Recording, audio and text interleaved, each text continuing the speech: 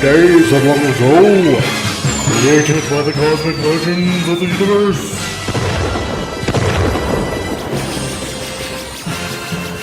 There stands one man, one great man, a man dedicated to preserving all that is good in pop culture.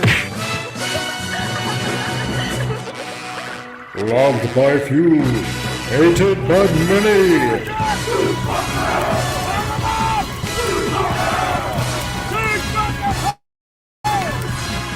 Alone in his fortress of awesomeness, he battles fearlessly against the wolves, the evil, the unjust.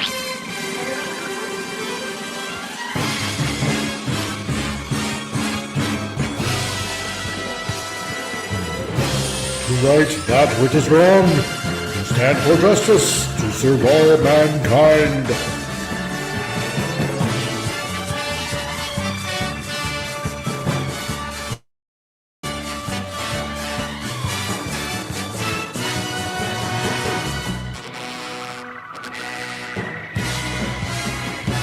He is the one, the only, the comic Relief Crusader.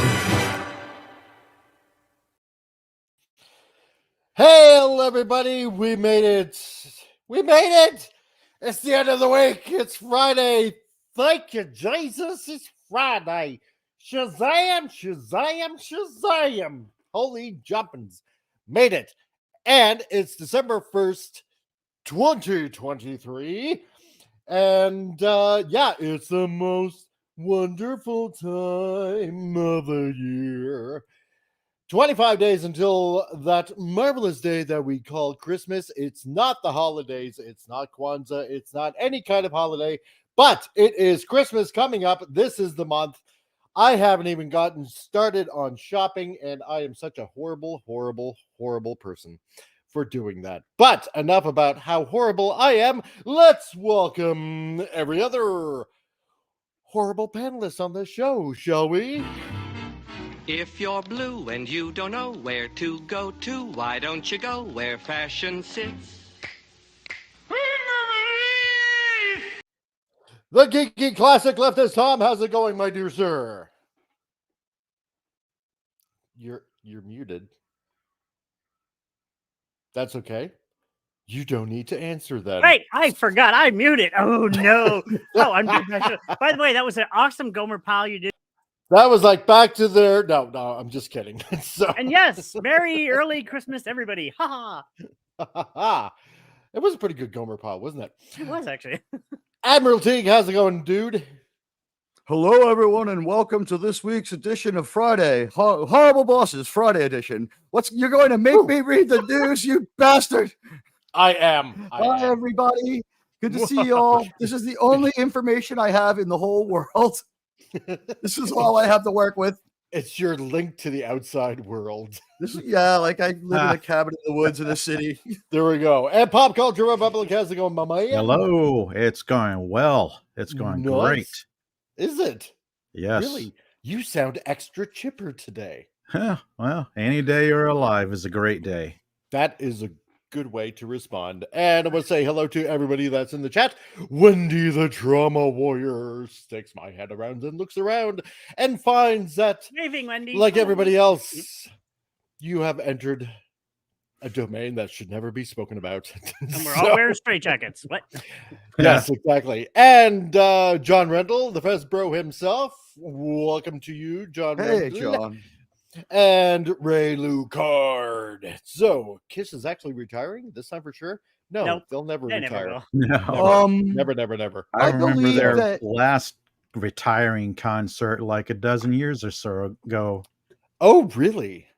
Yeah, it's like So at they're- least 9 to 12 years since the last final ever Yeah. Kiss tour. So, like their sixth final tour or something like Yeah, that? don't forget they also have their It's cruise something like line. that. You go on cruise to watch them live on a cruise. Ah, It's their that's right. final with a Y, right? Ah, okay. FINYL. And hell, fine ill doesn't count. So and hell, Carla Burton, that made it just in the nick of time. Hello, Carla Burton. And everybody's slow mollusk, Snail Messiah, who just rushed here just in the nick of time. Hello, sir. Hello. He's hello. Good day. Hello, Walt. Hello, Governor. So, how's everybody's week been so far, thus far? Isn't that a regal beard from such a handsome man? Oh my God. I know. Wow. You are totally in the Christmas spirit. Everybody's like, man, it's Santa. I'm like, shut up. Exactly. That's why you're I lost weight. I swear. It's Violent Night Santa. Yeah, exactly. Santa Claus. Actually, that With is a film. vengeance. Exactly. It's Part 5. That's right. So, starting Vin That's Diesel. right. We can't celebrate Christmas without proper claws. Yes, exactly. So, oh my God. Goodness, golly gee. So, anybody catch that that video I posted yesterday? No, what I missed. No. Kitty cat had No? to go to the vet, so I've been crazy. What? No, I missed. Well, let's see. It's about I Jurassic did, in Park. fact, see the video. I You thought it was did. pretty good. Yes, I thought it was pretty good, and I believe that I retweeted it. If I didn't, I'm going to. Oh my God, I can't believe that a director wants to pitch actually a Jurassic Park like that. Let's just Oh, put I it read way. that. I haven't I seen the was video, so but yeah, I heard about confused it. by the but the Yeah. thing is, I heard that Vin Diesel rang up the people from Jurassic whatever they're calling it, and he was just like, "Listen, do you want to do Fast and Furious versus Jurassic World?" And they were like, "We're thinking about it. We've got an offer from Star Trek too." And they're like, the rumor is Vin Diesel's like, "How about all three?" And it was like considered for there a we go. moment, and then but the thing that stayed on the table and endured was Jurassic World with the Fast and the Furious. So they're definitely like this. There we go. If that's true, but it was I read it around in normal places. Maybe it wasn't Entertainment Weekly, but maybe Bounding into Comics, right? Reliable Yeah. enough. Wow. Yeah. So Well, that's Vin Is Diesel's this side. more the Carla Burton, I gonna be watched more them the- puked. And to John, shared just quickly, universe stuff or something merged? I think it would universes? be like you've got your Fast and the Furious, right?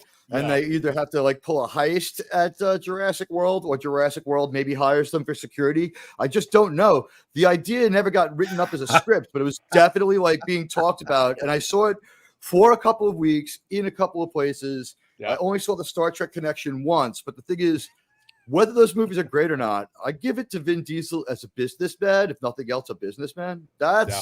He kept his. How many of those movies are there from 1998? Yeah. So Exactly. he has. well, two things. there are One thing on this. People are going to retire doing nothing else.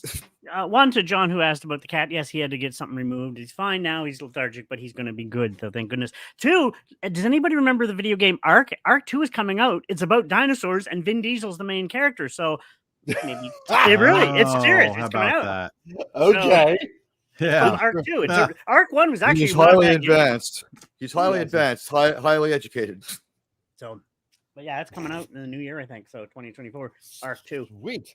Vin Well, Diesel's the Well, main we'll character. do each and every show. Let's move on to stupid news, shall we? Is there any other kind? Huh. Yeah. Define stupid.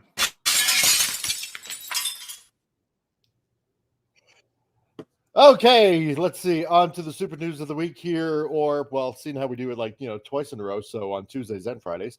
Let's see. This in stupid news of the week, because Hey, as Mike, we all know, I voted on there's voted more on than enough Fridays. stupid We in call this. it. How about on Fridays we come up? I came up with a name for this. What do you think of this? On Fridays we'll call it Weekend Update. We could do that. With like Probably. Weekends Update. Welcome to Weekends Update. Weekends Where we update. update you. Right, we're going to set up the jokes that we're going to whiff on in about 36 hours on SNL. Not 29 hours. There we go. So this from the Daily Mail Online, and this is just how bad things are getting in society. Apparently, a jealous transgender woman murdered 3 sex workers because they were more attractive than she could ever plan to be. Wow, I mean, that's We're all in sad. danger. Yeah. We're all in danger from this person. This is sad and sick. This guy looks like Mandark from Dexter's Laboratory. I can think of a celebrity they look a lot more like that. I'm not going to say live. I'll put it in the private chat. I won't be the one to say it. Hey! You can't be more attractive than me. I'm the one. I'm the belle of the ball. You know, so, man, And this guy needs some serious. He's not even trying to pass. Like, what the hell? Like, No, I think what happens is we're seeing him in jail. This is probably a prisoner mugshot. Is my best. I'm working hard with what I got here, right? And it looks. I'm guessing they're stood up in front of a white background. And then if we had a little more context, like downwardly, I don't know if you can click on the picture. There's probably holding up like a sheriff's county of like wherever they're from kind of sign. This looks like a mugshot. So like, and I'm gonna say probably a second shot, right? Because what they did was they made them like they threw them in jail. So after like a day or whatever, like their contact lenses had to come out. You know what I mean? Like, so like this is like jailhouse glasses and like 2 days in jail look is my, although now that I look at the sleeve, it looks like that they could be like wearing a Wednesday Addams-ish sort of puffy sleeve dress. I can't, let's just say that they're not wearing their contact lenses and they don't look like they're trying. But the background is really mysterious, like a passport photo or something. Like he belongs in the 70s. I don't know. Yeah, and he better be put in a male jail because. Well, let's be careful. Let's tread lightly here because we have problems with like people who are problems when we talk about this. And let's remember we're on Euphemism Tube and not just on Rumble. Hello, Rumble. Yes, exactly. I'm sorry. I don't mean to be a wet blanket on this one, but we got to be really careful. Oh yeah, that's true. So yeah, you're right. If that's a woman, then I'm Mickey Mouse. Wait, this person is still among and we'll say hello also to Canadian Spider-Man that just made. We point out that this person has not yet been found guilty. I'm going to throw out the legally operative language that as I write it down. Right, but we're just expressing opinions. We have no legal authority. Exactly. No, we do not. Hey, Appion, how's it going, my man? Hello, Appion. Appion. I think he's going to be Stark's. I think he's going to be Tony's interview later. Oh, there we go. I think later tonight you can hear Appion with Tony. Yeah, let's face it, guys. Guys, you know, out there in whatever platform you happen to be listening on, whether it happens to be Rumble or here on the YouTubes, you know what? You're beautiful no matter what. Aww. And you don't need us to tell you right from wrong. You know what's right. You know what's wrong. We didn't create the story. We just. But you know what? This is. Don't take it out on other people. Just no. Yeah. You know what? And I mean, I don't want to sound kooky here, but like this person in their face, at least they had a little bit to work with if they wanted to be a man. If you know they wanted to be. And if if their desire was to walk around, they weren't scarred up or messed up looking. They hadn't thrown some tattoos across their face. Yep. They were relatively. It looked like. Does it not look like the celebrity I put in the private chat about the year that I put it in there? It's like kind of a blasé looking person, neither attractive nor like that's. Yeah. This person does fit the description of most very dangerous people who do what they're alleged to have done. That's right. Never would have thought twice. They seem fairly inobtrusive. They look like the kind of person who keeps it themselves, although as soon as you throw on glasses you look introverted. And Canadian Spider-Man, yeah, men are having a hard time these days and need to get a lot more tough mentally and physically. Stop letting society put you down and rise above it. That's right. You are 100% correct, Canadian Spider-Man, because you know what? That being said, the next stupid news on that, this also from the Daily Mail US, debunking the myth. Oh, I saw this. Hunter. Prehistoric women were better at hunting than men, said he claimed. Oh, come on. They are trying to take everything away from men. No, you see, here's Mike, you're being ignorant here because did you hear about the iPhone of Nantes? Oh, no, I have not. Please allude. Okay. Listen, they found an iPhone in the Nantes Valley in France, which is near where they had the caves that have the paintings from the known Neanderthals, and so they were able to retro program the phone. Now, remember, it was mostly made of rock, like in the Flintstones. Oh, of course. They have video, an MP4, MP1. It's that old. It's an MP1. It's black and white, I of think course, it triggered and it's Spider-Man. and I think it's the hunting thing because Canadian Spider-Man is he hunts and he knows what That's he's right. doing. He does. This is the He's only not guy I squeamish. know that can just, just prepare a gross and a deer heart and everything else and totally prepare it. Oh, And if- saute it, serve it up with rice, whatever, if Kim Jong-un decides to go insane, all Canadian Spider-Man's gonna know is you're gonna see flashes of light to the south and be like, better do a little more hunting. And he would be just fine. He'd be like, I don't know how to make ammunition, but I'll crack it in a few weeks. I've got some. He'll be Whoever just wrote fine. this just needs I don't know what they need. Just really. This flies in contrary. Where's your female NBA player? I don't want to sound like a dick here. Were females maybe instrumental in the hunting? Like nobody had invented gender identity yet. It was all instinctual. This was instinctual. And we didn't no one has any video was the point of that whole joke about Fred Flintstone's fucking iPhone. There's one person I can imagine reading this right now. A certain Brock Lesnar. No, a certain Brock Lesnar. He's the human alpha male. If you know who I'm talking about, the man is pure alpha male. He hunts. Venom? He lives in he lives in Canada. Oh wait, Brock Lesnar. Yeah, Brock Lesnar. He lives in Canada now, and he hunts. That's why Eddie he moved Brock here. Lesnar. And he's a beast, and he would laugh at that, and he hunts constantly, and it's just what the hell is this? Canadian Spider-Man, women are great hunters as long as they don't have to gut it, and as long as there are no spiders around. Now I'm going to say this or if they're hunting me, they'll be great. You're going to catch something, ladies. When it comes to the lions, female lions are the top hunters. The male lions actually do the hunting. It's the females. But for this is right. Just get back in the kitchen and make me a sandwich. Yeah, right. This is based. About Prey. Yeah.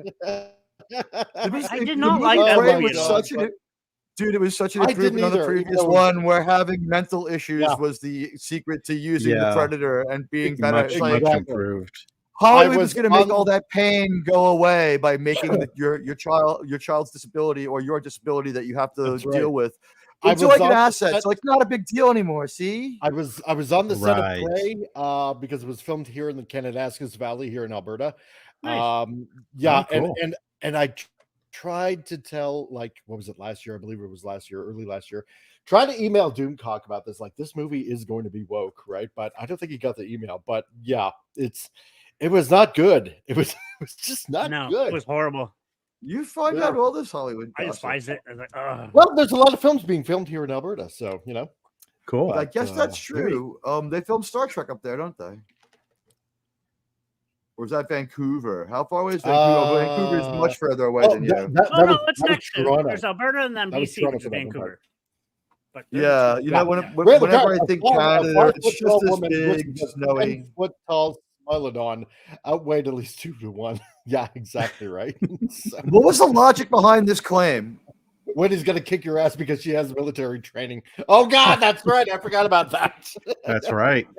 You know what? Seriously, there's a believable way for women to win fights against men, but it's not been really portrayed much in movies. Women do not one-punch knockout men like the way we see in Moon Knight. The woman would have to be. And here's the thing: I don't know why they're afraid to put this in a fucking in a Marvel show. Prevail over men. All it would take is a good writer to give the woman some guile, some martial arts. Some sort of melee weapon. It doesn't have to be the greatest if you still want to give her an accomplishment. I don't know, she loads up her hand with a bunch of quarters because that'll help. Whatever it is she does, you know what I mean? She's a little stealthy. She's like Batwoman was a good example, even though she didn't work out. The ideal of what Batwoman should be, it should be a female Batman, tactical, smart, and will prevail because even in Star Trek, what's Captain Kirk's biggest muscle, guys? Honestly, what's his biggest, aside from his personality? What's his biggest muscle? Brain. Exactly. You've heard it on my channel a million times. No, everyone said it. Just to throw onto that quickly. Wendy, you got. Go ahead. Yes, I was an Army combat vet. Pizza's here. BRB. Worked in surgery for years. There you go. So. I'm going to say when You he get, can like- heal your wounds or create them. We have like Ronda Rousey. She's a badass. Like, I mean, Yeah. throwing her No, in an MMA women career, can you win, would not but want to get in a don't fight even- with that woman. You know, like she They're can not kick going to ass. punch you. Well, aside from Ronda Rousey, you're not getting punched down. And then I'm going to say, Yeah, my cousin, exactly. she was in the That's army. what they're She was in the not top doing. 5% in men and women. She was a badass. Like, I wouldn't fight with her. Like, oh, gosh, no. cool. She was There a, you go. you know. So, And hell, but, so do yeah. Peepus. Nice to see you. Hello. dude. Hello. So, but speaking of women, because one article. Oh, we love to tends speak lead of to women. another. Yes. Oh yes, totally. I have no Mhm. problem with women whatsoever. They should be put on a pedestal. Well, at least most of them. But speaking of women, this lately in comics here, here from Banding into Comics, Marvel Comics, Retcons Nightcrawler's origin reveals that the X-Men teleporter as biological son of lesbian mutants Mystique and Destiny.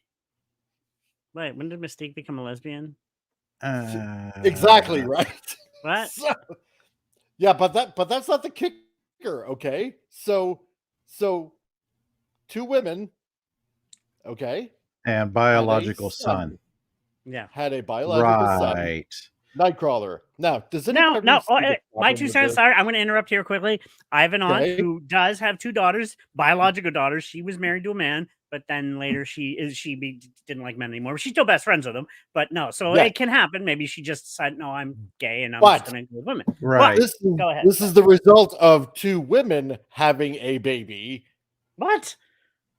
There you Wait. go. Yeah, Help I think me the yeah, fuck out that's there. where they're Right, that's where they're right. trying to take it. The Oh, no. Exactly. biological melding, Yes. shall we Right? say? Okay.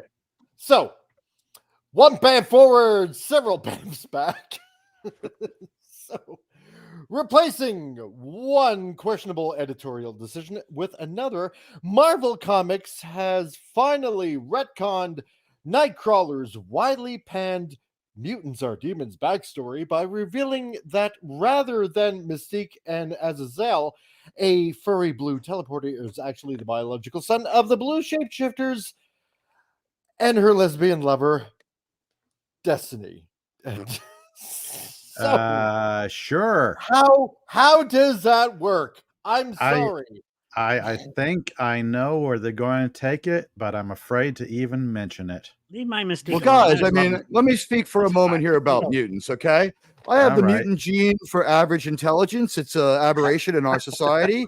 Most people don't carry it. In fact, I'm very proud to have inherited this from my parents, and they were both of average intelligence as well. So even though I may not be able to read or read well, this to me seems sort of smacks of insincerity. It's coming at us from a place where we no longer trust these people. And as I Right. look at this is not the greatest art, and it looks like they use a computer. And I would Yeah, point actually out, isn't. I've No, never it's not seen well a character whose hair looked that. This looks low effort. Yeah, I agree. Holy Oh, Jesus, everything I This is guess- low looks effort low, nowadays. low effort.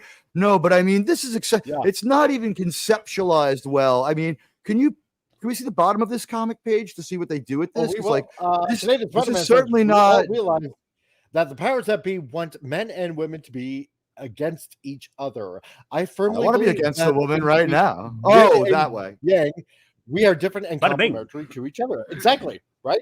Yeah. So, Yeah. So Canadian it sounds like they're going to Spider-Man's wipe out not the saying middleman. anything, No but- pun intended. yeah, We're gonna start calling him exactly, right? Canadian common sense, man. He's just saying rational shit. Our Exactly. crazy, ladies and Probably gentlemen, our is there. crazy chatter is coming from the Craziness. land. He also has a Craziness. mutant aberrational gene for being honest. Don't find that Yep. one a lot either. I carry both of those genes. Exactly. So, oh man, because you know what? Because as many of you comic readers out there, and I know that there are a lot of you out there, we know that Mystique is a shapeshifter. She can look like anyone. And the car. or, And you the know- car. and- And the Oh, car. sure, yeah, why not, right? From the Um, 20th you century, know, but the Mystique was still also a car. Could you Yes, imagine oh, doing God, yes, Mystique in the yeah. back of your Mystique? So they'll probably rationalize it in such a way that I don't know what she turned male and therefore was able to have a baby with Mystique or something like that. But then again, if she's the one that gave birth to him, then you know what I'm saying? No, So you know what? the other I half think it's of the other way. I element- think it's. I want to say other words, prediction. but I can't. Prediction. Yeah. Either way, it still let doesn't me. make sense. So I have a prediction of how this could. I have Okay. a theory. I've got a theory. Admiral Yeah. Teague's insane theory. Mike, can you make a banner that says like Teague's insane theory whenever I go on this little rant? My theory here is that Teague's insane theory, or the TIT, whatever that would say if you pronounced it, right here is that these boobs have absolutely messed this story up beyond recognition. And this is now no longer any mystique I recognize, but the causality of the two moms thing will be that there will be an attack by a male that causes this to be begun, right? Inception will be because of a male. Is that a good way to say it? And then because it's bad guy male DNA, what there's going to be is, and I can only hope that they're this smart. How about this one? And it's a terrible story. There's no fixing it, but here to make it less dumb, we scientifically weld on like her partner's DNA to the graper DNA, and then we get a non-grapified, de-horrible-fied child. It's kind of like if you divorce your wife because you think she's violently crazy, but you have a kid, and like you're always kind of watching the kid to make sure he doesn't like start acting like your ex. You know what I mean? So one of those kind of things. That's the best I could come up with here. Yeah, a male had to have done something wrong for this to happen. John Rendell, the stork got mixed messages. Wendy Trauma were, I'd be pissed if my wife got me pregnant. Just saying. So, and let me add to this: there's nothing wrong with two moms, not at all. It's awesome, but in order if you're going to have a child, a guy kind of had to be involved via test tube, via whatever. But still, it takes a guy to do it. Yeah. Just saying. Because I'm thinking, guys, wait, hold on. I can speak on behalf of this. Things that are kind of like biologically essential. So, this comic book page is not well conceived. It's 9 tiles in a row that don't tell much of a story. The bottom is maybe the best he did with the person with a guest Mystique or would be Mystique mistake standing there. Fucking the mistake they're calling Mystique. And my God, like, look at this. The spitefulness goes all the way to the comics. Like, let's give her a pupper dress so that no one can enjoy her figure. And or is to it go that on they your can't draw? is it that they can't draw anatomy? Is it and they to go can't? on your other Look how poorly done. Go back for a second. Look how they're hiding it, showing you how they draw anatomy. We see the top for head and face. We keep her eyes.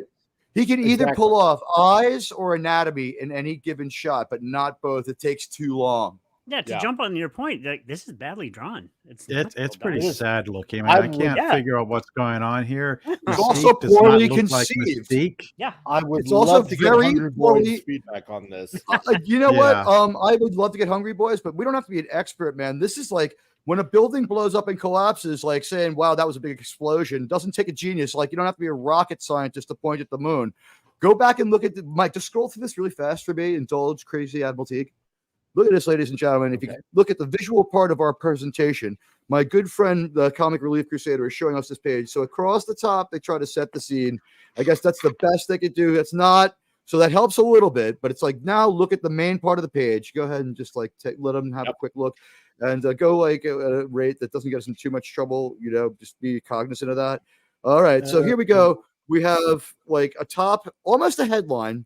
Which I don't know, like Mike, you aspire to do this and you take lessons to that end and you work with really good people who have done real comics and others, you have several art teachers and, you're more qualified than me, but my layman's take here is someone who only buys these things. All right. Well, they showed the lowest level of artistry as far as the conceptualization of the page. And then the art is what it is. Here's the problem with a lot of comics nowadays is you're seeing a lot of eye-level shots in a lot of comic books nowadays. You don't see any aerial views. You don't see any worm's eye perspective kind of thing. Everything is like a head-on shot, right? And this is the one thing that Hungry Boy has taught me, right? You have to picture it like a movie. There are several camera shots. This is not imagined like a movie at all. This is rather static, not dynamic. You want dynamic posing. You want dynamic framing. Yep. And if you look back into any of the comics of the 70s, 60s, 70s, 80s, or anything like that, you get plenty of that. But carrying on. Can I just give you real quick Admiral Teague's fix? Could you imagine this comic, that scene presented in a crane shot from 45 degrees away, where you'd use the entire page, some editor's boxes instead of not like what is like the thought balloon is now illegal. They have to speak all dialogue and expositions. Like, as I stand here on this wall using my spider power, like how dumb do they think their audience is? Remember when it was intended for children that were assumed to be somewhat intelligent? Yep. I think Todd still does some stuff. Spawn still has different types of views. I think that was an insultingly low effort thing. Like, I just am not a comic artist, and I just gave you a better visualization. Imagine that with like half the speech bubbles and an editor's box, right? That would have been better. Just one picture. And you could have had that headline style picture would have been the background far behind them as they walk forward. And it would have shown them like in their environment. You could have shown their whole environment, maybe like a dirty rooftop with like a bum on it. Bottles in the street. We could have seen. We don't see anything of their milieu, and they're hiding from musculature. And it seems like I have no clue from those nine pictures of an individual walking and talking about their feelings down a literal cartoon hallway, what their anatomy is like. So buckle up, readers, because it's time to take a ride through the tangled history of the X-Men's resident swashbuckler, beginning with a stop in the franchise's heyday back in the 1980s. Because as most of us know, Giant Size X-Men is, where Nightcrawler ends up showing up and essentially made famous through John Byron's work and Chris Claremont's on top of that, the fantastical writer that made the X-Men what the X-Men are today. So, because I mean, look, you get really good dynamic shots, especially when Byron was doing it, and this, if anything, Chris Claremont made the X-Men what they have been for ages, because the writing was always nice and tight. Everything kept in line with one another. It's not all over the place. They didn't have to retcon anything whatsoever. Everything made sense, right? But no, you can't have that. Notably, at no point during his run did Claremont ever directly address the topic of Nightcrawler's parental heritage. Though, according to artist John Byron, who served as the illustrator on many of the writer's stories, it was at certain points, respectively, intended to be Nightmare, then Destiny. At one point, Chris wanted to reveal that Kurt's father was Nightmare, right? Because that was the plan back then. Said Byron while speaking to fans on his robotics forum, which is a great forum if you want to ever check that out at some point, right? It's just fantastical stuff that John Byron produces on there. Roger Stern, as the editor, put the kibosh on that one.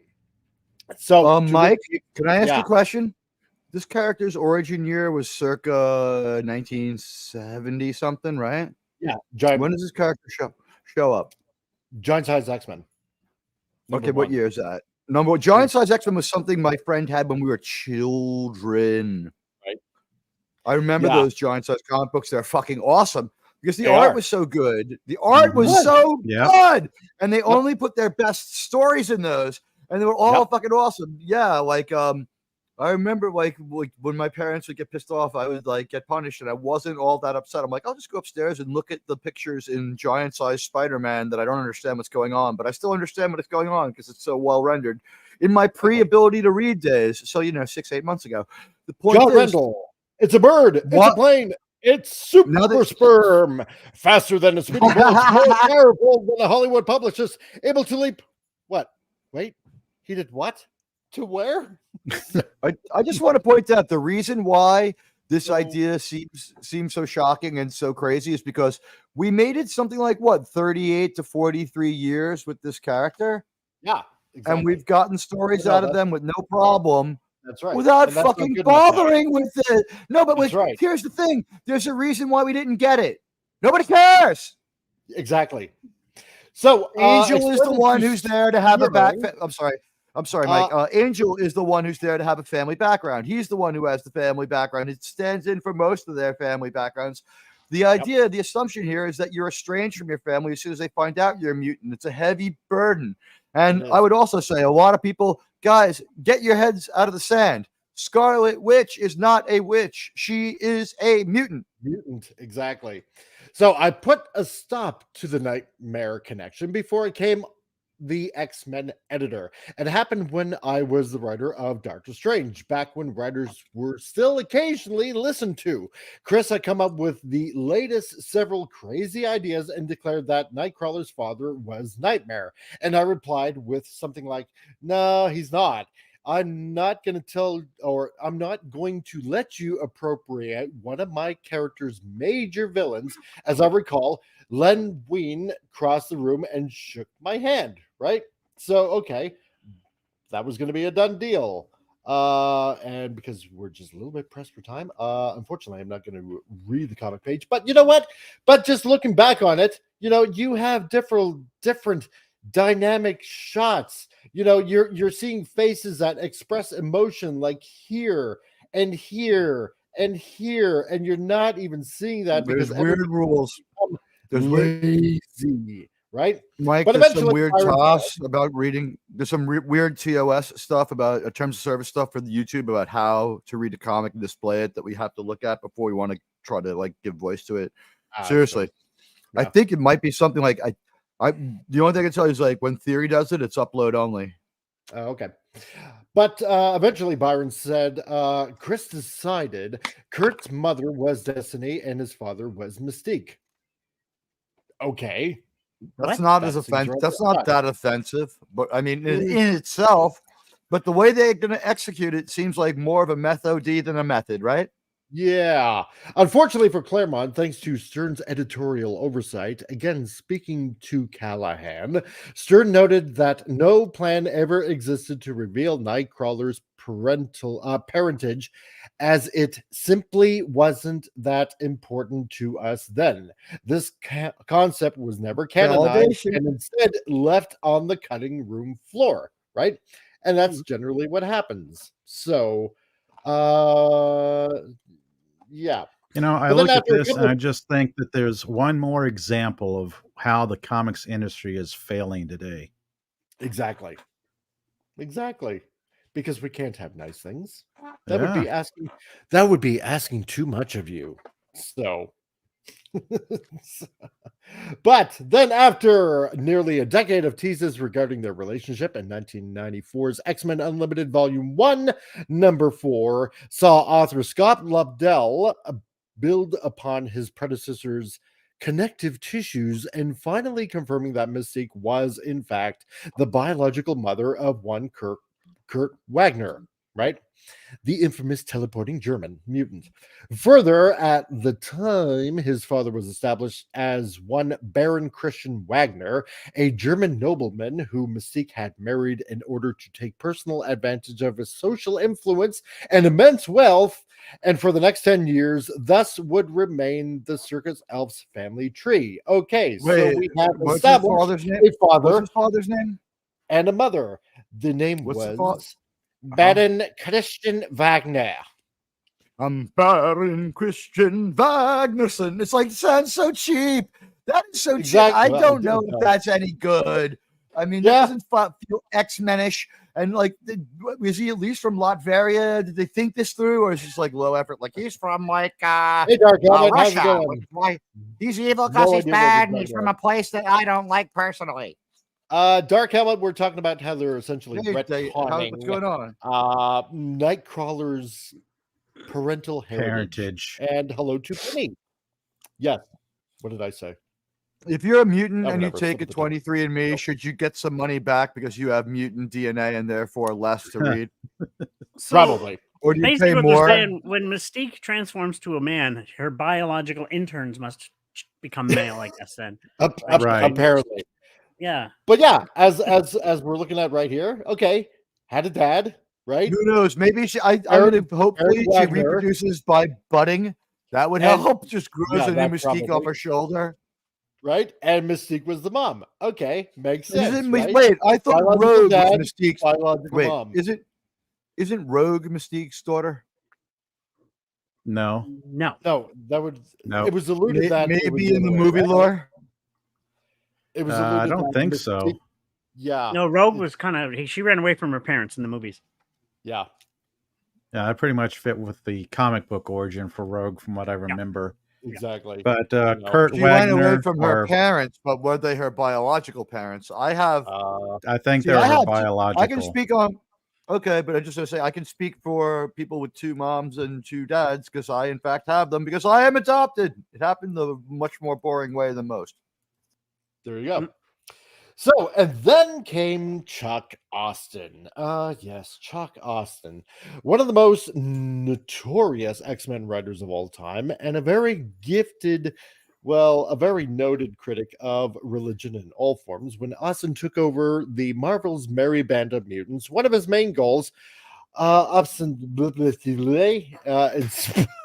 by Nightcrawler's noted Catholicism, was to subvert the concept of angels and demons. Fuck you! Fuck this guy! Rather than being of divine origin, these beings were nothing more than a species of proto-mutants. This, of course, what the fuck is wrong with being Catholic? Is that Davros was also Catholic? Is that why he fucking is mobile now? This, of course, included Satan, who, according to Austin's retconning, was not a fallen angel, but rather an ancient red-skinned proto-mutant teleporter known as Azazel. So, oh my god! Yeah, retcon here, retcon there. Pretty soon you'll have something that won't make sense. Exactly right. You know what? I want to point out that both Hitler and JFK were Catholic. All established lore. You know, I got to say something. Everything. First of all, both Adolf Hitler and John Fitzgerald Kennedy were fucking Catholic. They're very, very different. What the fuck was the problem with having? What do you mean, Himmler? Yeah. Hitler himself wanted to be a priest for a while. He was a crappy person. So Randall Card, too many retcons. Exactly. Better than these people. He's too good to do that. If only Marvel had existed at this level of lack of artistry, there never would have been a World War II. He looked at those Marvel comics like, I will never have this talent. However, just to let everybody know, Hitler bad. So there we go. So at one point, boy, this is getting even better and better and better. At one point in history, seeking to sire children with Earth women in order to allow him a stronger connection to the mortal plane from his home in the Brimstone dimension. Unsurprisingly, it's a long story. Azazel's machination eventually led him to make the acquaintance of Baron Wagner and Mystique, who, at the time of their meeting, were reeling from their recent discovery that the Baron could not sire any children. So we're doing another retcon. Taking advantage of her desperation. By the way, I told you a man fucking up, being wrong, or powerless would be at the root of this. There we go. Checklist shit. Azazel seduces Mystique, their affair ultimately resulting in the birth of a dimension-tethering child who shared his parents' blue skin, pointy tail, and teleportation abilities. So, yes, let's retcon again, right? You couldn't get this not-so-special character another way. Right. So it's not the Baron. It's basically a proto-mutant, right? So, okay, there's retcon number 2. I don't know. This is why sometimes I'm still waiting for the explanation of why, like, the fact he was Catholic made him like unenviable. You know what? I don't know. Maybe what the fuck next? We're gonna find out the Pope is also Catholic. I mean, fuck these people. Yeah. Oh, Wendy, you gotta go. No problem. You go take care of those patients, Wendy. Thank you for sticking around. Thank you for everything, Wendy. Later. Take care, yes. I'm sorry, Mike. That set me off a little bit. Like, being Catholic is being defined as an evil attribute. Go fuck yourselves. Honestly, can I interrupt there quickly? Go fuck yourselves for saying that. Go ahead, Jake, just for a sec. I was raised Catholic, did the whole 9 years catechism. I'm not as much religious now. Most of my family is, but I think the denigration of the Catholic religion is pathetic. People down on it. It's still a wondrous religion that saves people's lives, and I don't understand the hate. I don't get because they take a few bad eggs that are in any kind of organizational. But you can say that about all religions. Yeah, exactly. 5% of all Christians are Catholic. It's going to happen. Try to make it sound like everybody is like that, right? That's Catholicism is attacked so pathetically nowadays. I don't get it. It's more than half of all Christians are Catholic. more than half, like 55% of all Christians are Catholic worldwide, and something like 30 to 40% of all American Christians are Catholic. When I go to the church, if were I the kind of person who went to church, I would see an American flag on the altar. How's that for a way to put it? Sunday But school this is and everything. this is a deeply offensive. It's like this. He had the evil attribute of Catholicism.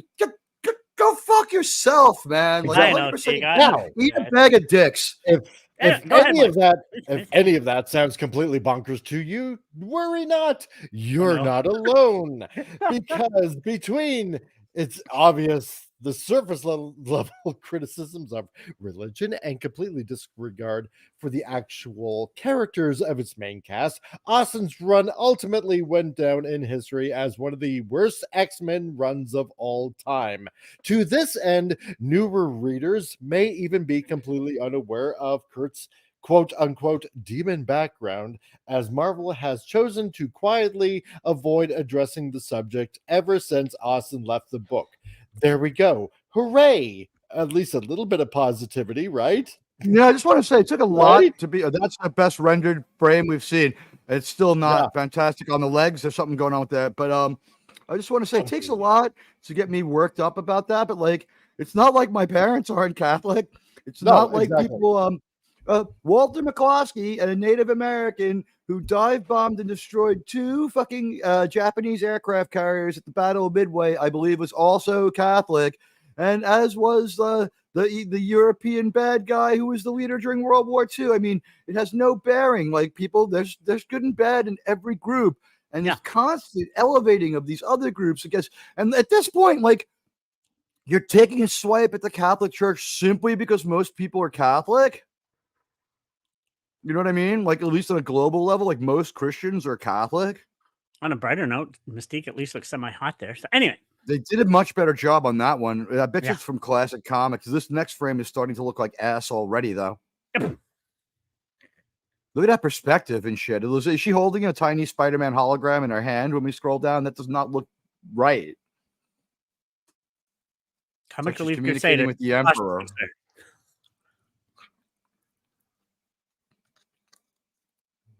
We are going quiet. Okay, welcome to Admiral Teague, is the underhost of understudy to the Great Comic Relief Crusader. We're going to try to talk here a little bit about how wait a minute. There you are. He was muted. Okay, how Comic Relief Crusader has roboted his way back in the conversation. Yes. Okay. There we go. How do you tell a man who looks like Optimus Prime he's roboting too? Yeah, I know. I didn't even realize that was happening until everybody was talking over me, but that's okay. Okay, so recently revealed we had on November 29th, 2023. Crashed. Yeah, almost.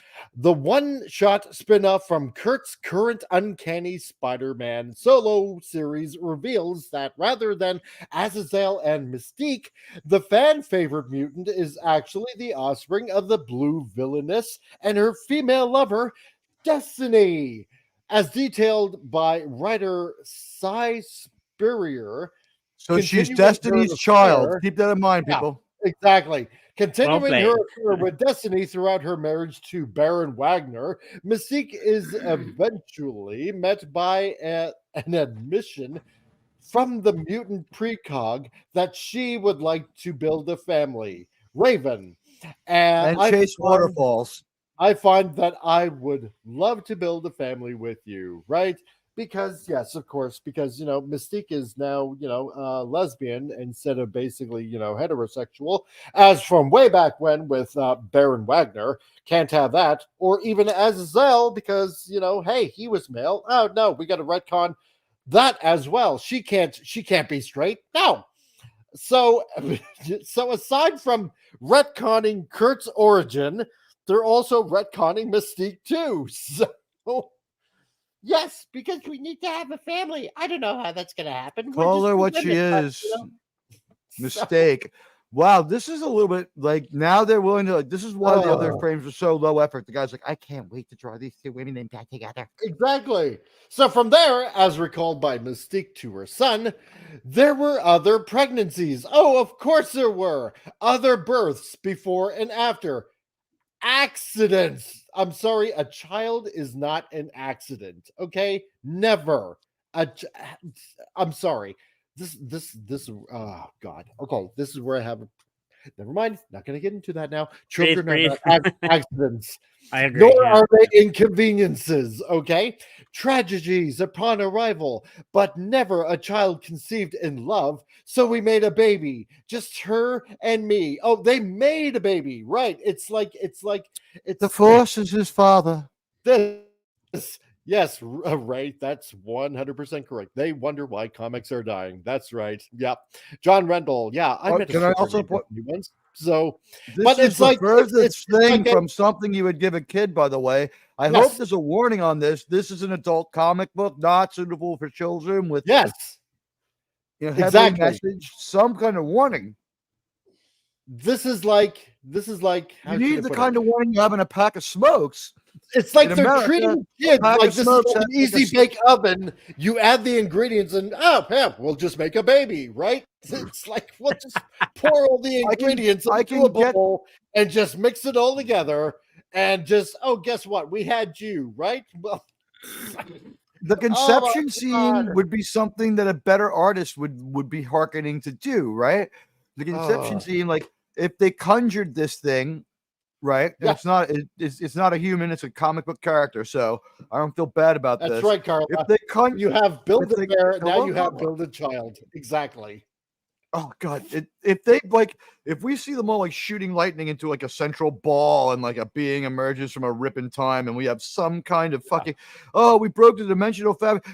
This is just so low effort. It's like, we made it happen. It's here because it exists. It's like it is. This is like up there with he's evil because he's bad. Yeah, or it makes sense. You just can't understand it. It's a combination of all three, actually. Welcome to Frankenstein's lab and Baby Emporium. Exactly. God, how dare they? It's like they have to keep it in such a way that we have to retcon everything that came before us. But on top of that, because we want to keep this retcon relationship that Mystique had before, and now she has to be a lesbian, that we have to like somehow find a way to make Kurt Wagner, Nightcrawler's origin plausible, right? So now basically he was made, right? He wasn't like, the love child between like, Baron Wagner or Mystique or anything like that. No, he's basically like, even like Charlotte said, Build-A-Bear, right? My God, can I just say, let's go down to the San Diego Zoo and let's see if they have an ape that's gotten a concussion in the last few days, but they also speak sign language. Let's get that sign language chimp or ape into a fucking room and let's just turn on ChatGPT and be like, Mystique, shapeshifter, baby, go. I'm creeped out. Go back to that panel above quickly. Okay. Why does she look like a child there? Because they're using the coat to cover up her anatomy. She's like a teenager. Like, what the hell? Because it took this guy 18 hours to draw. It took this guy 18 hours and 6 attempts to get that Spider-Man as good as he got it. Yeah, I was like, why is Spidey there? That's Nightcrawler. That's Nightcrawler. Okay, so they did a really shitty job with what looks more like an alternate Spider-Man. It's low effort. They don't want to be drawing what they're drawing. That is very Spider-Man to Spider-Man. And it should have been worked on and it should have been looked at. And the reason why she looks like she looks, her jacket's covering her physique again because this person is very bad at drawing. But even her face. Or let me draw the female. We can't draw the female form. Everything has to be watered down. Everything has to be like, on par and equal. We can't show sexy women anymore. What are boobs? Exactly. Because back in the past, Mystique was drawn hot. Right? God, yeah, 100%. That was the attraction to even though she was a bad chick, didn't matter, right? She was drawn hot. You're like, I want to die. But no, we can't have that now. We can't have pretty women. We can't have masculine men. We can't have any of that. Ray Lucard, it happened because of reasons. Exactly. How does it happen? Don't know. Exactly. Don't know. Can I just right here? My feeling is that we do know that. I wish you could have it too, buddy. I already have bacon. I was gonna say right now though, as I look at this picture, I feel that the puffer jacket always has been a workaround from doing more work, because like drawing Spidey, Mike, what do you think? 4 or 5 hours? Oh, he probably took longer. I don't know. Not to completion. Someone else had to color it. The guy who did the pencils, the tracer. How long did the tracer take to make what's going on his leg there? Wait, look at that back leg. Look at that leg on our left, his right leg and foot. What that is? Whoa! Wow! Is that AI can't draw feet? What's going on with this picture? Probably. What's going on with this? Or is that supposed to be his mutant feet? Help me out. Yeah, his mutant feet. Yeah. So taking note of Nightcrawler's mistake. obvious bewilderment regarding the exact mechanics of his new origin. Yeah, it's a new origin now. Mystique proceeds to explain that the pregnancy was made possible by her ability, of course, as first introduced in this moment, to manipulate cells, hormones, and ribosomes. To this end, she then details that thanks to this command of genetics, she was able to craft Kurt's own traits at the time of his conception, noting that Christian or Azazel and countless others, they were but the shades on my palette. Right, they were nothing but a footnote. That's nothing but a footnote. This second oldest Abrahamic religion existing is a fucking footnote. You know what? You're in over your head, douchebag. Yes. But, oh, God. This is why nobody's buying comics. So, and further detailing... Dude, this is so over its head. This is a Sunday school lesson. This is a Sunday school lesson. This is as boring as on Little House on the Prairie when we see them in Sunday school and getting poked and prodded to stay awake and listen to like these long... This is drudgerous. And hey, I love Little House. That was an awesome show. Right, but like when we saw it, like no one was like that crazy about going to say Sunday school. Like it wasn't presented in a negative light. But like, you know, I guess they went to school. Little House might be a poor example, Ray, but this is how hard is it to draw Spider-Man? You know what? I did it for Canadian Spider-Man, and damn, those little lines, what a pain in the ass. This, and also this story feels like, so you want to work here, you're going to need to know a few things about not sexually harassing your coworkers. This is, it reads like an instruction manual. It's like, thank you for the instruction. This is untrue. What Wendy said that as well. But anyway. Yeah. Wendy, that was a fast trauma downgrade in the history of trauma. Guy gets arrested, acts like police made him paralyzed. ER sticks a needle in his foot. Guy jumps off the dresser cussing. Nice. Same thing happened to my cousin. Was a good laugh that's of this weird tension awesome. in this article. Okay. So just go on because we're almost at the top of the hour here. So in further detailing Mystique's new power upgrade, an story letter penned by the X-Men's resident mad genius scientist, Dr. Nemesis. Oh, God, these names. Featured within the issue elaborates, she is not simply adjusting musculature and skin, but rewriting the genomic instructions in every single cellular nucleus of her body all at once, and all without conscious thought. To put it differently, adds the doctor, Mystique is not a shapeshifter. She's a gene shaper. Her flesh is the most sophisticated biological apparatus we've ever encountered. Right. Oh, so they're retconning basically her powers as well. Mystique was never a shapeshifter. She's a gene shaper. For the love of God. Isn't that the same exactly thing? It's where I thought they were going. She's able to change not only her outward form, her inward form as well. But wait, let me just to be totally honest here, isn't this now what I said before? She reproduced by budding, but it's more marsupial. She buds within herself in a pouch that we call a womb. Yep. That's right. Yeah. Do you like that comment? I turned off the mic to do that scream in my apartment. Everyone in my building thinks I'm getting red rummed. But here we go, folks. Right. So forget everything you knew about the X-Men. It's oh God, this is just sad. This is just sad. Snorter poop. It's new comics, which is exactly why I'm sticking to the old comics. Mike, I'd like to answer this. Just give my comment in song. You ready? This is my assessment of this story.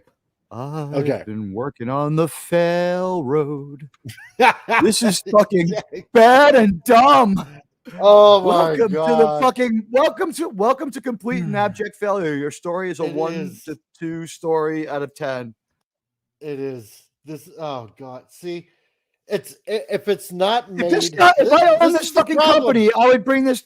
If I own this company, I would bring this fucking person into my office and be like, "You failed me for the last time." See, this is the thing, right? Because again, and I've said it enough with the Marvel movies and stuff like that, that once Stan Lee passed away, right? The last vestiges of Marvel, of like the original Marvel, as soon as he passed away, the movies all went to crap. Same thing with this. This is exactly the same thing with the comics, right? The old guard is gone. It's time for the new guard to, pick things up and put their own stamp of it on it, right? We fast forwarded to get rid of the old gods. Exactly. Let's just remember that. We fast forwarded through a bunch of stories. Yep. And now we're going to make these old gods new and write them in our own image. Wow. How pious could you get? That's gonna make my brown eyes. I mean, gonna make the old gods new is my favorite country song now. Yeah, gonna make forget it. No, Mystique was never a shapeshifter. She's a gene changer. That's how she was able to. Oh God, it just sounds so. If it wasn't even coming out of my own mouth, right? That's something that should have been slowly like.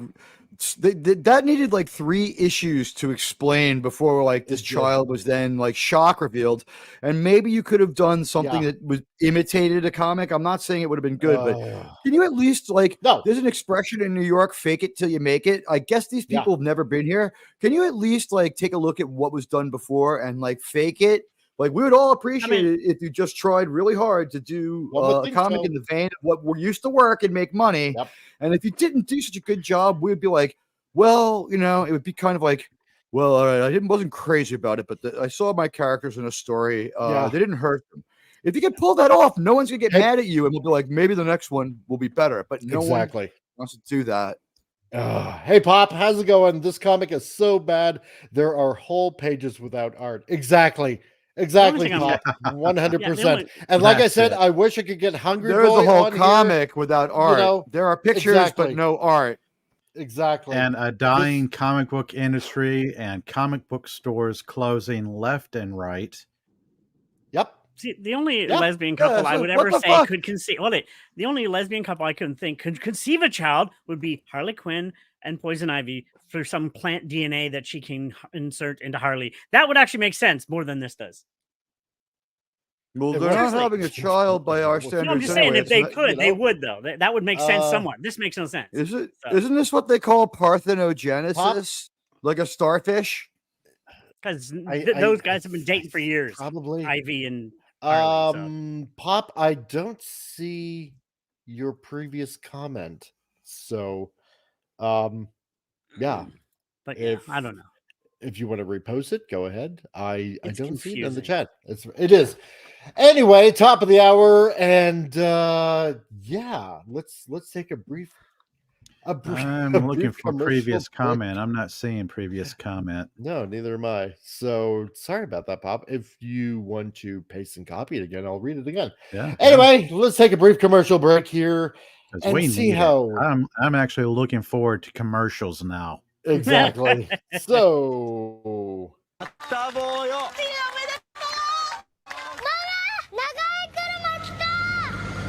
Long, long.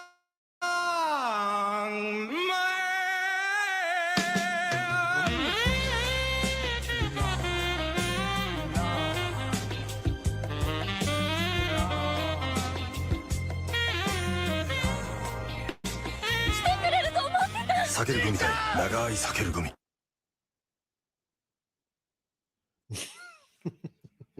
How dare he interrupt that wedding? I actually feel bad for these commercials. It shows the culture in Japan. Yeah, the cheating. It really is kind of bad. It does. It does. It's quite common over there in Japan, and that's wait till you see the ending. Oh no! That's all I'm gonna say.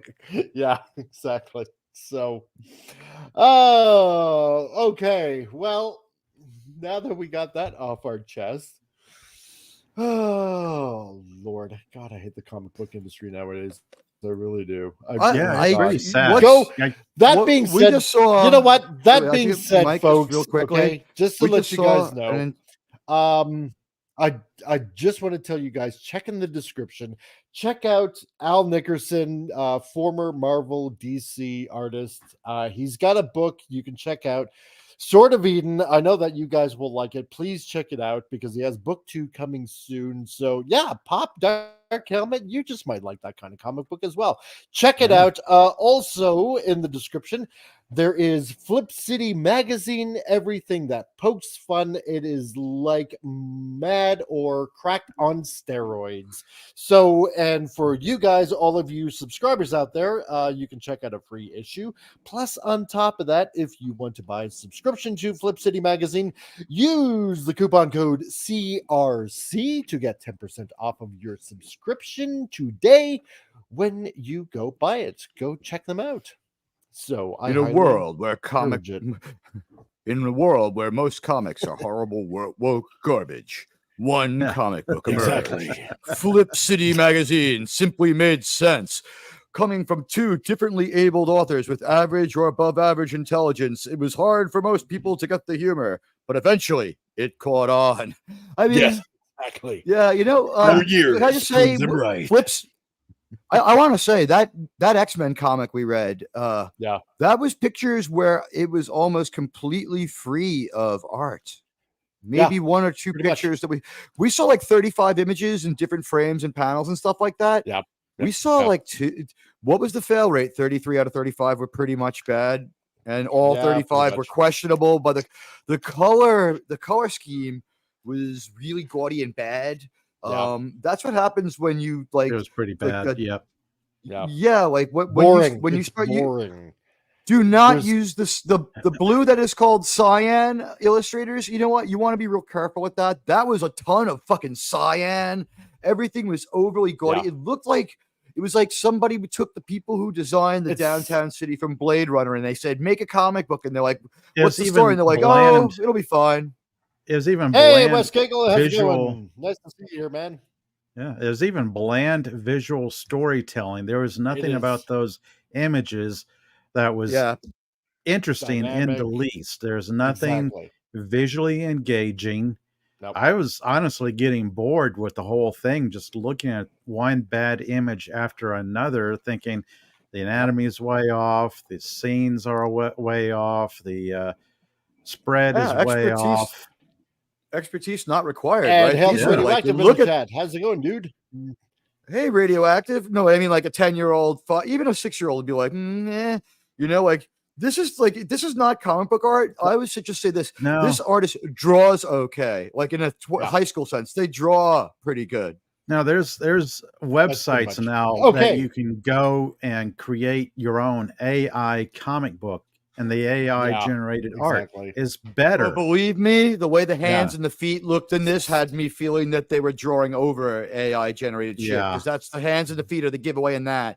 And we saw some sketch hands and feet, and no one could do a face, but they were better than the hands and the feet. So I don't know what that says. Okay. So that being said, let's get on to the next article. Something better, I hope. Probably. Next article. All right. Well, let's see. As we know, let's see. The Hollywood strike is over. Much to probably the horrification and the relief to a lot of other people out there and whatnot. So, just to kind of peruse over this and what it means for, I don't know, places like Peacock or Netflix or Max or Disney Plus. Take your pick. This coming, take your pick. This coming out of Dateline right here. See, I can get away from bounding into comics. So thank you. Yeah, you're welcome. So the new WGA and SAG-AFTRA residuals model explained what this could what could join Stranger Things and Wednesday in streaming bonus club. Well, this is kind of interesting, I thought. So I thought, just get away from the usual drivel and kind of, whatnot, and see what could be happening with all the streaming stuff going on, because I don't think a lot of people probably, went to, I don't know, streaming is not exactly what a lot of people hoped that it would be, right? So the writer and actors spent the summer searching for increased residuals for streaming shows, and they were somewhat successful. Both the WGA and the SAG-AFTRA secured successful based bonuses for series Netflix, Amazon, Apple, Disney Plus, probably not as much Disney Plus, Max, Peacock, and Paramount Plus as part of their shiny 3-year agreement. But what does this mean in practice? What shows will really nab the bonus checks? How much will they make, and what comes next? Well, I can probably safe to guess Disney won't exactly be making a lot. Probably not. No, probably not. No. It's clear that Netflix's biggest series, such as Stranger Things, Wednesday, and you know what? I'm gonna even probably include a lot of dramas that are out there. And Bridgerton will be rewarded under this new system that's going to be going on. But sources and experts told Deadline that it's likely that a number of other shows, such as Peacock's Natasha Lyonne fronted Poker Face and Disney's Rian Johnson. That's Secret the Last Invasion. Jedi, the TV show. Don't watch it. Don't know that bad, huh? Starring Samuel L. Jackson. Rian Johnson. I wouldn't know, but I won't watch the nasty motherfucker. Would be that's close like asking me if that's like asking me if sewer rat tastes like pumpkin pie. Right. So, on the other hand, it might be hard for shows on other streamers, such as Amazon's Prime Video, to come close to the new targets, given that the company had nearly 170 million subscribers, most of which are likely more interested in free shipping than watching the peripheral. These gains are just a start, according to the SAG-AFTRA's National Executive Director and Chief Negotiator Duncan Crabtree Ireland, who told Deadline that the Guild would look to negotiate lower barriers to entry for bonuses and greater transparency in future negotiations. That's kind of interesting. Okay. Yeah. Both guilds are set their sights on a successful based residual for streaming titles from day one of talks in the effort to address the dwindling payouts their members are receiving in the streaming era. But the Alliance of Motion Picture and Television Producers was reluctant to agree. Oh, gee, I can't imagine why. Yeah. Maybe, I don't know, maybe on account of all the crappy movies and shows that they're making. I could be. They could. I mean, you're hard pressed finding something that is engaging as the rare standouts like Stranger Things and Wednesday. You're more often going to get something that is a slow, heavy character drama. Thank you, Apple Plus. I'll give them One Piece. One Piece was good. But One Piece was excellent. Yeah, One Piece was good. That's a gem in the rough. Yeah, exactly. And I've been watching Monarch, the new Godzilla kind of show. Yes, check that out. That was excellent. That's not too bad. It's about time. Interesting. Yeah, I don't have. Who has that? Netflix? No, that's on Amazon. Apple. Or Apple. Amazon? Sorry, yes. No, you're right. No. Apple. It's Apple. It's Apple. No. I was wrong. It's Pop was Apple right. Plus. It's Apple Wait, Plus Monarch series. Is that a kaiju show? It is. It is a character drama. It's a character drama based in the world of Godzilla and associated creatures. It follows a couple of characters around and keeps the monsters in a way that you occasionally see them on screen, but it's more of a character drama following 2 or 3 characters. Yeah, is it fair to say it's during like the X-Files? Sort of. Well, I've heard of Monarch. They're the ones that monitor all the Titans. Yeah, right, I know. Right. This is basically Skull Island and Godzilla. Check it out. You know what? A smaller Monarch TV show could absolutely work. it does make me sad that we had to interconnect it to something to have the show. You know what I mean? Yeah. Or it's just not enough originality out there. Even Godzilla, even though it's a great idea and we all love Godzilla, limited originality. Yeah. Well, I guess the new -1 is amazing, but yeah, anyway. Yes, I've been hearing good things about that. Is, John Rumble, does the really carpenter good, get residuals every time a house is he built is sold? Does a plumber get residuals every time someone takes a shower or flushes a toilet? Exactly, right? Yeah. Doesn't happen, does it? That's equality. No, we, but we have tied this is residuals capitalism, to the creative industry, like writing and artists. That's right. I consider residuals a part of capitalism in the way that if you want to take a capitalistic venture as an artist, right, you can then like, and here's the crazy idea. Like, let's say your first idea, you're not able to protect it as well as you want to, but like it gets taken from you. As long as people know it's your idea, someone's going to say to you, you're that guy who had that idea. Can you have another idea? So really, you're not as good as your first idea, but you're only as good as the first idea's reputation, and you may not get paid for it. But then when you're in a position to do a capitalistic negotiation, you should say, I am the guy that did that thing. Based on that, I should get this. And I will say this, we all deserve to know this. Report the numbers. Just because they are incorporated doesn't mean that they have rights beyond ours. They cannot run a Ponzi scheme. They cannot run a political messaging organization. No. If we wanted to, and we had legal funds, we could probably hire people to prove certain corporations were being run at a loss on purpose for political ideology, which would be in breach of their contract with their shareholders, right? We could and if we win that, my God, what happens? Do we become like the managing partners until someone's found? I mean, this is the kind of risk where we could look at a couple of companies where if we made a jury watch, say 7 straight movies in a row from the company, we could be like, tell us this was to make money. And then after like every third movie, show them like To Kill a Mockingbird after movie 3 and like 12 Angry Men after movie 4.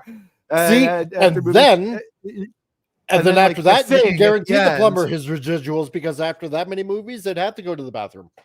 Wait, I have a great idea. I mean, over the course, eating a lot of popcorn and pop and stuff like that, You show these people those 6 movies, but every other movie, you show them one installment of Peter Jackson's Lord of the Rings to give them a break. And you're like, this is not part of your trial. It's just part of your work, so that your mind is well set and you're not messed up to think that this kind of bad storytelling is normal or acceptable. Here's the Fellowship of the Ring. Check it out. And it's like, oh God, what did they just see? So the WGA's contract, which was secured in September, included a bonus structure that would trigger an additional payment for any title that met a specific viewership threshold. Ooh, now this is a little interesting. Yeah. Okay. Right? Okay. And you thought this was going to be, I think I see where they're headed with this. Exactly. You thought this was going to be a boring article, right? Yeah. While SAG-AFTRA, which is waiting for the results of its ratification vote on December the 5th, okay, so this is this Tuesday coming up, had initially hoped for more. It would ultimately agreed to its tentative agreement to a bonus structure similar to the WGA's. Interesting. So you can this have bonus your structure, you just have to produce. Exactly. Yeah, right. So, Brad Pitt should make more than someone who's never been seen before. That makes sense. Right. This bonus structure may not have been exactly what either union had in mind when they entered negotiations, but it's a start. I would say the studios didn't go hugely far with what they were doing. They kept it in some way in a box, and they kept it to a result that ultimately will not really pull in a huge number of shows. One top agent told Deadline, the splashiest of shows are really the ones, in parentheses, that will be rewarded. Okay. See, because now, and this is why I'm saying Disney Plus, I wonder how that's going to work out for them earlier, right? They'll fail even quicker. Exactly. You see where this is going now, right? Yep. How does it work? Well, let's find out, shall we? In order to be eligible for the bonus, okay? Now, listen, I don't know if anybody else has reported on this on any other stream or anything like that, but if you guys can share the link right now, so you know what? It will keep it will keep a lot of people out there very much informed as to what's going on, right? And I don't know if I'm reporting it first, but it doesn't really matter. People should know about this because you know what? We're all complaining about the same thing about, hey, we're not getting exactly the entertainment that we're hoping for, or because we've all talked about Star Wars and Star Trek and now Doctor Who and blah blah blah that's going on. Right. And how viewership is dropping like crazy because of the message, right? This is now going to affect everything, right? So in order to be eligible for the bonus, a title must receive enough domestic views in its first 90 days to be equivalent to 20% of the streaming service's domestic subscribers. Views are defined as the hours viewed divided by the runtime of a project rather than the true number of unique accounts that interact with the title. For the WGA, the credited writer for each episode will receive an additional 50% of their fixed domestic and foreign residual if the show meets the above criteria.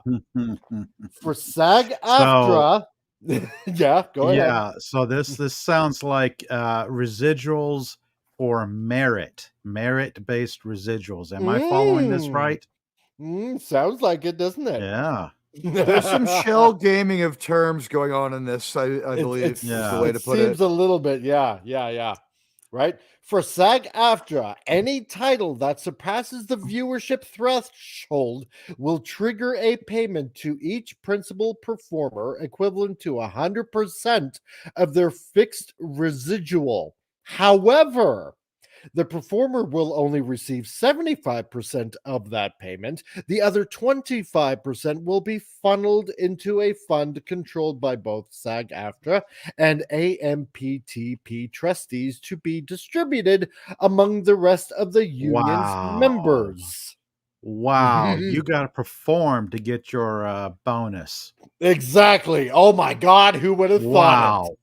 Yeah. So you can't make something that is dead on arrival. You have to produce something that will get viewership, that will get positive buzz. Who knew? Wow. They'll still probably you do something show similar. up for work. It'll probably still be similar to sports contracts, which is the only analogy that I can think of to work with. And now I am going to speak in a legal sense. And since none of us are actors that are going to be negotiating major network contracts, it doesn't matter, or network negotiating contracts doesn't matter.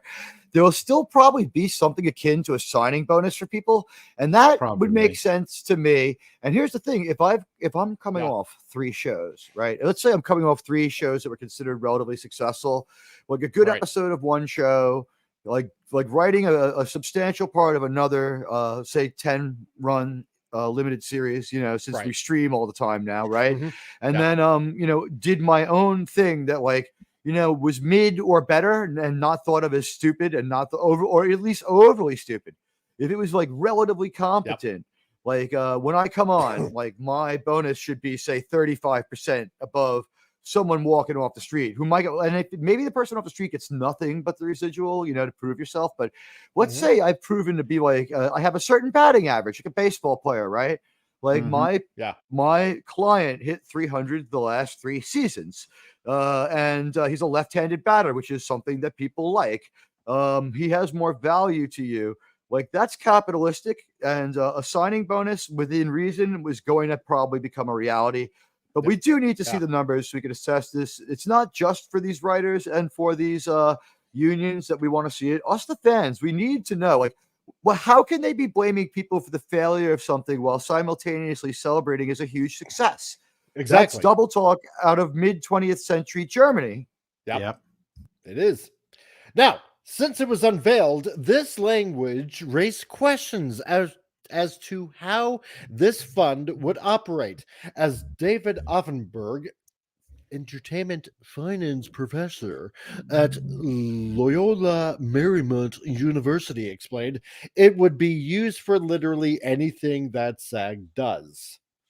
By the Guild's estimation, okay, a new bonus structure will yield approximately $40 million per year, translating to about $10 million per year distributed through the fund.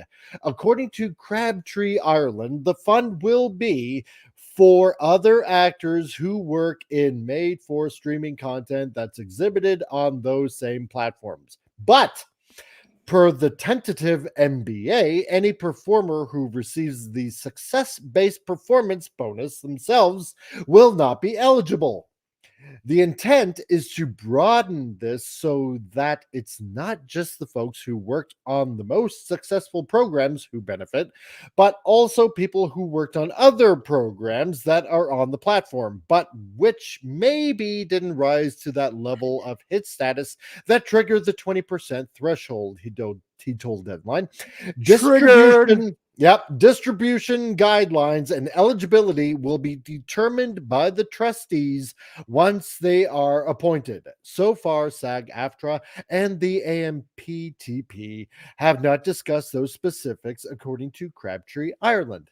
So you will have to see what happens on December 5th, because again, looking back, that's when I guess all those things are going to be decided upon. So interesting. Now, what shows will be rewarded? Okay. Now, this is the big thing. Yeah, She-Hulk. Exactly. Yeah. New information on that every few hours. There's been a new She-Hulk story every few hours for 2 straight days. I know. I've been seeing them drop all day. Oh man, yeah. So am I. And friends in the chat, just tell us how it's canceled. Friends in chat, just make sure you tell us how our audio is. I think our circles seem to be popping at all about the same size. I'm feeling pretty good about it. Oh, okay. Nice. Okay. So, yeah. What shows? That's the only guide we really have, right? What shows will be rewarded? Right? Yeah, She-Hulk, exactly. I'm guessing like the Natasha Lyonne show is definitely going to get rewarded, but not as much as if it was like fronted by Wanda Sykes. Yeah, there we go. That's the logic going on here in my mind, and I'm not going to say anything more. All shows are equal, just some are more equal. Yeah, exactly, right? So it's difficult to determine exactly. And the freak shall inherit the earth. Yeah. It's difficult to determine exactly how many creatives will benefit from these performance-based bonuses, because the streaming services don't currently release extensive viewership data. Oh, somehow I very much doubt that, right? They just don't want you, the audience, to know, right? Except for a few leaks maybe here and there. Netflix only self-reports global viewership for its top titles weekly, so it is not possible to determine the size of the domestic audience for any given title. On the other hand, while Nielsen reports viewership data for the US, its weekly reports do not separate viewing by season. There are the obvious winners like Stranger Things, Wednesday, Bridgerton, and basically anything that is among Netflix's most popular titles of all time. But circulating which which other shows might have met the threshold is trickier, right? Because there's a lot of shows out there that are, sleeper hits, or ones that are just, advertised widely, but, failed miserably. I can't really think of a title that might have been out there recently. Cowboy Bebop, that could possibly have been advertised maybe widely and failed miserably. Cowboy Bebop. No, I really can't put my finger on it. So, John Randall, comments, Mike, it's just a tad quieter than the others. Oh, am I? I don't know why that is. I know my mic has been acting very odd lately. So maybe boost the gain a hair. Yeah, maybe. I'll have to do that. Well, thanks to our our friends out there in the chat. Let us know when the sound is giving you a problem, because one thing we want to do is make sure you get good audio.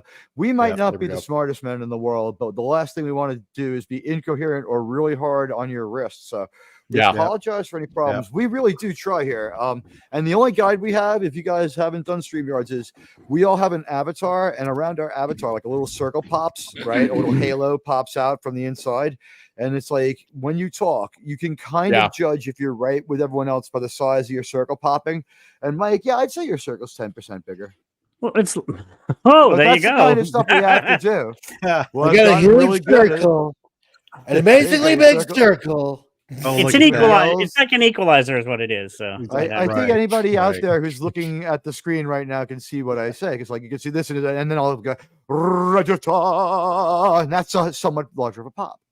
There we go. Now, Peacocks. How about that? How about that? So, meet me outside. How about that? Peacock's Poker Face appears to be one such series eligible for the bonus based on Nielsen data from the series' first 2 weeks of availability. The series tallied. What will our first communist show be? It'll be the man who destroyed Star Wars, the greatest capitalistic entertainment venture ever launched. I was hoping it would be Robin Hood. Why is he working after what he did, though? I'm sorry, wait. I just have to vent this for 1 second. How can you destroy Star Wars so thoroughly and completely and still have work? I don't understand. I'm not saying go to his house and or anything like that, or tweet him mean. I'm not saying go and like bother Rian Johnson. If anything, shun him. But the thing is, it makes no sense to me, and I can't figure it out. Maybe one of my buddies here in the panel can tell me, why does he still get a lot of work? Didn't we see him do maybe the most? Everybody else that fails upward. It's the business model. You do something, it fails, you go on to the next big show or big franchise. But this is not capitalism. This is not capitalism at all. He absolutely took one of the greatest. And what did George Lucas do? He took absolutely nothing, a blank movie screen, and filled it with joy and happiness and made you deeply intrigued. And 46 years later, I think it is, we're sitting here talking about it, and we're celebrating the idea that we have this great thing in our lives. You know, at the same time, like, we have these low effort, terrible, poorly rendered things going on that are just like undermining and subverting our past. It's never been more important to stay on guard against this sort of stuff. And like, while we can't do anything about them making it, we should shun it. Wendy Drummer, where streaming services don't want viewers to know the percentage of viewers that are watching adult-only explicit shows. That exactly. I don't care about the. I'm a consumer. I don't have to get into what the people who negotiated this contract had in it for themselves. As a consumer, I agree with it because I want to know. Because you know what? What's going to happen is with this quickly, Mike. I'm sorry. With this Hollywood strike, we're going to see, and we have been seeing, is that your streaming content's going network, right?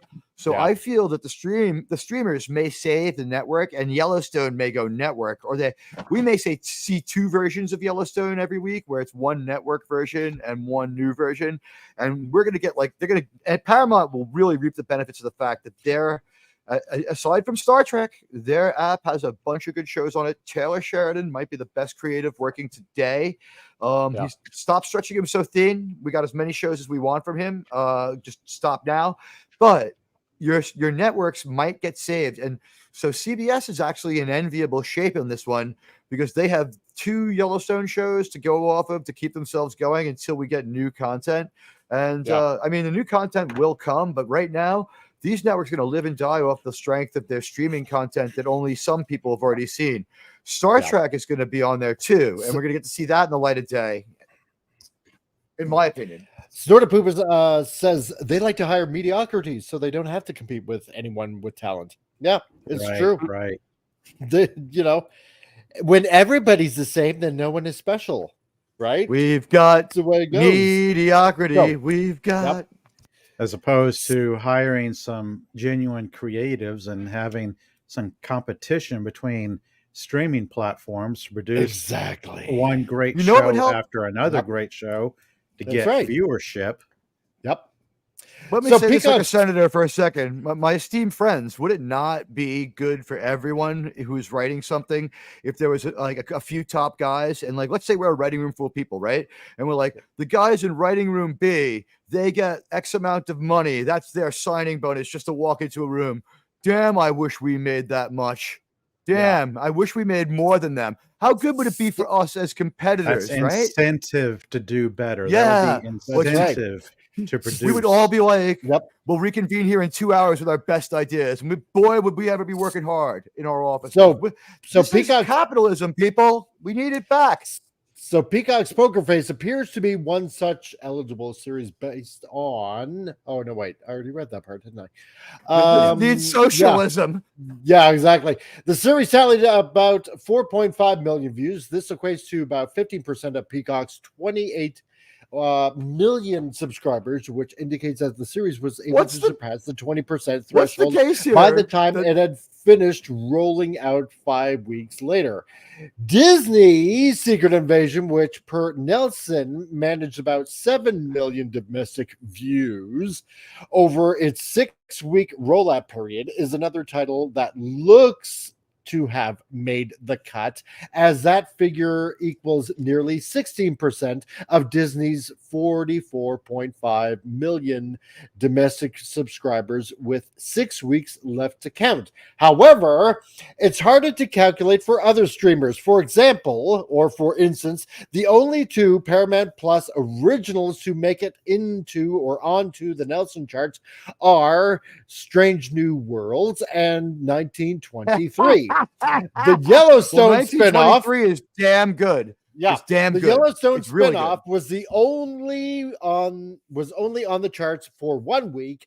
Not enough data to determine if the series could be eligible for the bonus.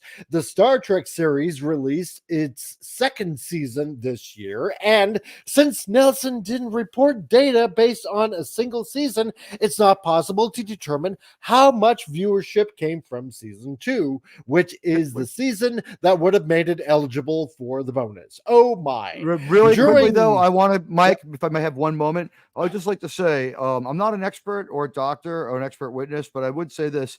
I feel in my heart that if their justification for this is that Rian Johnson and Alex Kurtzman are in fact intellectually disabled and need help, I see no evidence to the contrary. I wouldn't fight it I'm not saying this is a good policy. I'm just saying if the reason that they need this socialized help is because they're disabled, if their assertion is they have an intellectual disability, I think we have nothing but proof. That's all. Thank you, man. During the negotiations, the studio provided an evaluation of which projects would have qualified in the last year, according to the Crabtree Ireland, who told Dateline that SAG-AFTRA conducted its own analysis to compare with the studios and explain the data to include content from the past several years. We think we have a handle on approximately how much money would be generated from this based on the number of shows that qualify and the number of performers, he said. It's obviously not a fixed number. It's going to depend on how successful projects are. That's right. So, you make a really good project, well, then you make a good payoff. So, that's basically what it boils down to, essentially, because this is an extremely long article, and on top of that, I got stuff to do. But yeah, there's no doubt that the deals will pave the path forward for larger streaming compensation models for creatives and increase data transparency from the studios. However, several experts pointed out the terms are far from perfect. I think the Guild did a good job for opening the door. The reality is, guilds negotiate the floor, an agent told Deadline. It's up to agents and talent representatives and everybody else to push through the rest of it. The streamers have been reluctant, except in the highest levels of deals and individual situations, to do things like this. Boy, I can't imagine why. Maybe because humongous studios like, I don't know, Disney Plus, maybe, let's just pull a rabbit out of my hat and say them, have been producing multiple copious amounts of crap. And maybe Yes. that's why they're reluctant. Gee, can't imagine why. Maybe if you produce a kick-ass story or something like that, you wouldn't have to be so reluctant to provide numbers. Because how else can you produce crap and still get rewarded for it?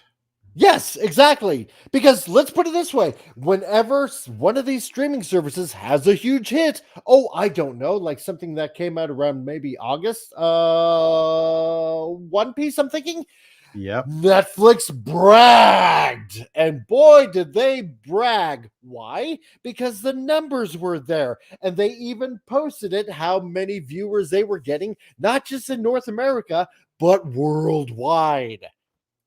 Does Disney do that? No. They'll just hire a bunch of bots and say, this show was just awesome. Well, okay, fine. Show us the numbers, will ya? No, we can't do that because Disney doesn't want to make anybody feel bad. Oh, bullshit. It's because you don't have the numbers. You don't have because you don't understand it. Well, Mike, I'm not a bot. About it, or they'll start attacking the fans. Exactly. I'm not a botanist, but I've been bot that was the fans' fault. Yeah, exactly, right? So if you look at the amount of compensation, it's insanely small. This is effectively a second fixed residual, Offenberg said. It's not even that the actors get a second residual. They get 75% of the second. These are going to be super small bonuses, and we're not going to hear from some creatives within the next year or two about the fact that they got the bonus and it's pathetic. Netflix paved the way for this metric to be used, having released weekly hours viewed for its top titles for years. Recently, the streamer updated its self-reporting metrics to views, defined the same as it is in the guild's contract. Hours viewed divided by runtime, right? Those are your TOTS, right? Your total hour or your tune out times, your tune in times, stuff like that. Tune out time. Tits and tots. So think about it this way: like turn off time is another good way of remembering it because it means the same thing. Exactly, right? How many people tune in, how many people tune out. While it does give a broad understanding of how popular a series is, the metric comes with its own set of stipulations, right? So they're right there. Netflix has no problem, right? They'll put it out there. Nobody else wants to? Can't imagine why. Because you're producing crap? No, that can't be it. It's the fans' fault. It's the fans. That's what it is. Oh my God. Fans don't understand what we're trying to do until we tell them. You fans too dumb to understand complicated, convoluted storytelling. So yeah, you just don't like women. That's basically it. Pretty much. Yeah, but hopefully this is going to start looking a bit better because yes, if all these streaming services want to really start making some money, show your viewership, show your tune in times or your tune out times and stuff like that. Produce your numbers, show that you're not afraid to be producing quality. If you have such magnificent writers, right? And then maybe you just might be making a little bit of cheddar cheese on the side. So do something truly novel and stop producing works that insult the audience. Stop talking down to people. Yeah. Well, PCR is right. And you know what? You can also make a difference. Someone like Wendy Trauma Warrior, making a difference, not only doing the practical good work that is good by all measures, helping people who are hurt, but also leading the way by being an early member of Mike's channel. I see the green there, and it's really nice to see that. Memberships are live now, huh? You have done well, my friend. Yep. Yes, I have done excellent. Everything I've done, I have done for my empire. I have brought peace, security, and prosperity to my new empire. Wendy, you're helping us advance the cause. You're giving Mike a larger voice. I thank you very deeply from the bottom of my heart for helping my friend who helped me. And with the lesson I learned from PJ from Orville Nation is that we grow together. And I've kind of lived and died by that. And the only weapon I've had to fend off my opponents is my social blade. But my social blade is pretty formidable, bigger than my channel. That's right. Show us those tots. Exactly. But thank you, Wendy. Wendy, does Mike have an emoji for you yet? Did you make your first emoji? Oh, you know what? I should make an emoji for Wendy. I made emoji one. Carla. I made yes. Emoji one for me is like a smiling Kirk. I have agree as my first emoji. And by the way, the more people that join you, the more emojis you get. So if you want like a wider expression of emojis, guys, if you want to help out with the fight against pop culture and to educate Admiral Teague and see and welcome to like Star Trek Saving Star Trek Supplemental, Share Your Pain, where I go into the Holo simulator and say, put me on a 20th century talk radio show. And we talk about, 21st century talk radio show. And I get this dose of reality that I'm forced to deal with that I take to my show. I guess you're doing a public service, but my God, the things that I find out.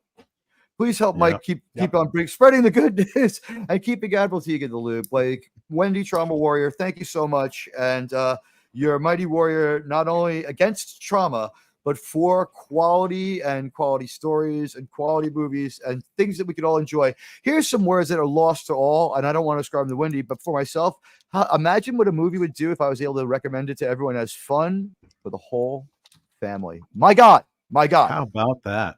Something truly Wendy novel, says, something family friendly. Look at that beautiful comment from Wendy. Weird. Thank you so much. Who should read? Yes, Who should read it? Mike should read it. You've earned this. I enjoy listening to you guys. Comic Relief Crusader deserves that. Thank you, Wendy. I really appreciate it. Very cool. Very, very much. Very true, Wendy. Very true. Admiral Teague applauds your very, very, very good decision. And if you can do it, and hello, Snuggles, I can see you too, and Wes Cagle. But if you can do it, join. You should join with us. You should join with Comic Relief Crusader Gandalf. That's right. John has the right. Fun for the whole family. Yeah, the Manson family. Exactly.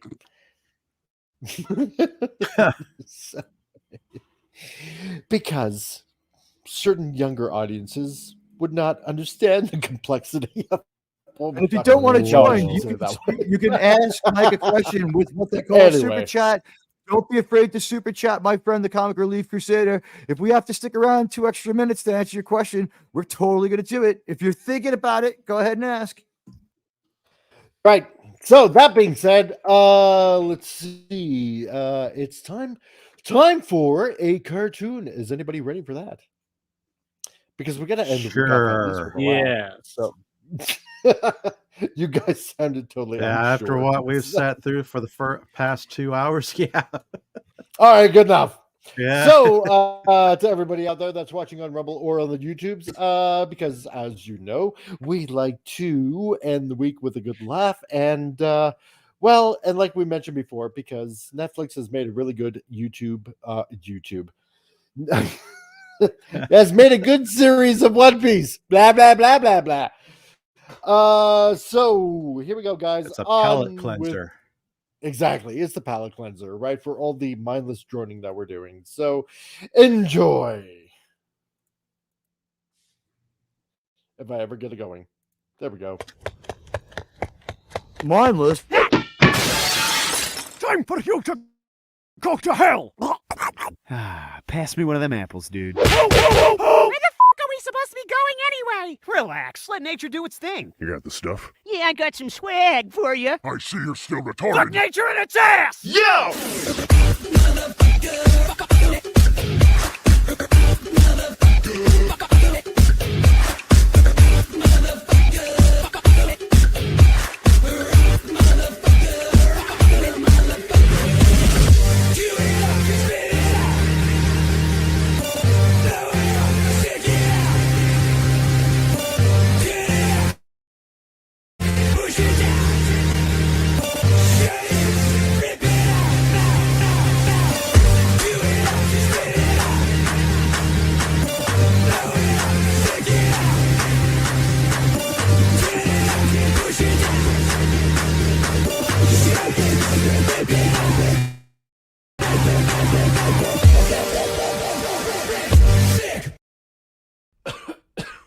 And now I will eat your soul. Ride a bike, you 9,000-year-old dick handler. I'm taking this. All right. Fuck! We're having a party and you're invited. How about the plastic explosives? Wait, no, I'll do it. Sending some assholes your way to the death dimension. Lelouch, I will end you! Go ahead, try and stop me! I'm crazy! Lelouch! Transmission over! 2 hours! Oh yes, finally land! I can't wait to see what it has in store! Earlier! I'm sensing a presence! Hello friends and welcome. My name is Usopp. What's he saying? I think he's telling us to go fuck ourselves. Hey, f you! Well, that was rude. Why are you being such a jerk? I think he thinks my name is Kirk. His name's not Kirk! No, I said, why are you being such a jerk? No, his name is Kirk. Kirk, come down to us! The previous joke was not found funny. The writers will pay for their crimes. I'll need another pint. You've had enough! Now tell us what's the matter! Nope. I could talk about it all day. Give your eyes a feast. Someone help the tiny woman! She's trapped in a square! Oh, I'd suck a fart out of her ass. I don't think I would. Well, I'm with Zoro on this one. Personally, I think she's very phonetically pleasing. I think you mean to say aesthetically. Phonetically? You people have baby squirrel penis problems. I've got elephant worries. The love of my life is in pain. Pillows killed her parents. I hope your entire family gets molested. Happy birthday, Miss Kaya. Your guests are downstairs and awaiting your... Oh, Jesus! How is that your reaction every time you see me? You've been here before? Look, my grandfather was a proud goat man. My father was a proud goat man. And there is nothing you can say to hurt my goat man feelings. It's like I'm watching the Discovery Channel. Hello. Oh, I'm guessing this ruins our chances of getting into that party. No, I think we can still get in. I heard security's not that bad. Do not do this. Are you kidding me? Look at the variety. This is some bullshit. You know how I get when I'm around assorted cheeses. Help me. The only way to help you is to eat all the cheeses before you do. Yeah, I know. Let's make this a f***ing competition. All right, but you need to control yourself. Fuck you, I'm always in control. Ladies and gentlemen, get ready to party your faces off, because I'm about to throw down some fresh beats.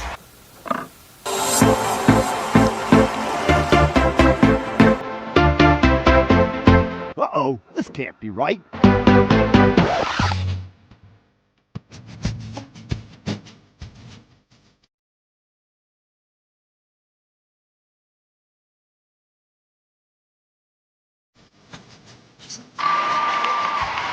Oh, goddammit, no! Why don't we just try the front door like Nami and Usopp? Because my idea's better. No, like this, bitch!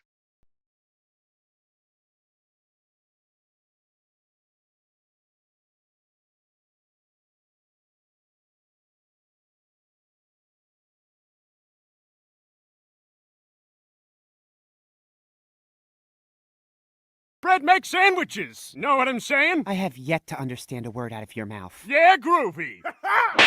It's raining men! Well, that could have gone better. No freaking way. Monkey D. Luffy. How are you rubber simian? Lelouch v. Britannia. I can't believe they let you in here. They didn't. I snuck in through the roof. And yet the night's only getting started. Oh, God! Zoro, what the hell? You don't see Luffy complaining. Maybe because he's made of rock. 'Cause I'm dreaming of you tonight. Who is that? What the hell is wrong with him? Who cares? Let's party! Hell yeah! And so the partying commenced. This game is stupid! Then quit playing! Never!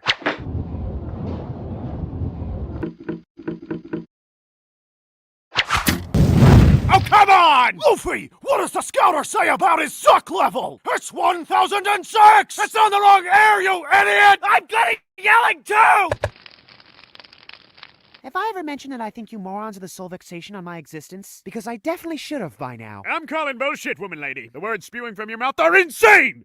Right, Zoro? Yeah, she is the best person in the world. You know what would be great right now? Eating licorice? Punching a swing set! Eating licorice! Riding a hoverboard! Eating licorice while on a hoverboard! No, punch the hoverboard, eat the swing set! Sometime later. Okay, so we're all clear on this. The Hoverboard is made of licorice. We can punch it if we want to, but only if it's near a swing set. Is that good? Are we good? I like it. Sounds good. Can the swing set hover? Ah! Here's a thought. Where would you idiots even get a hoverboard?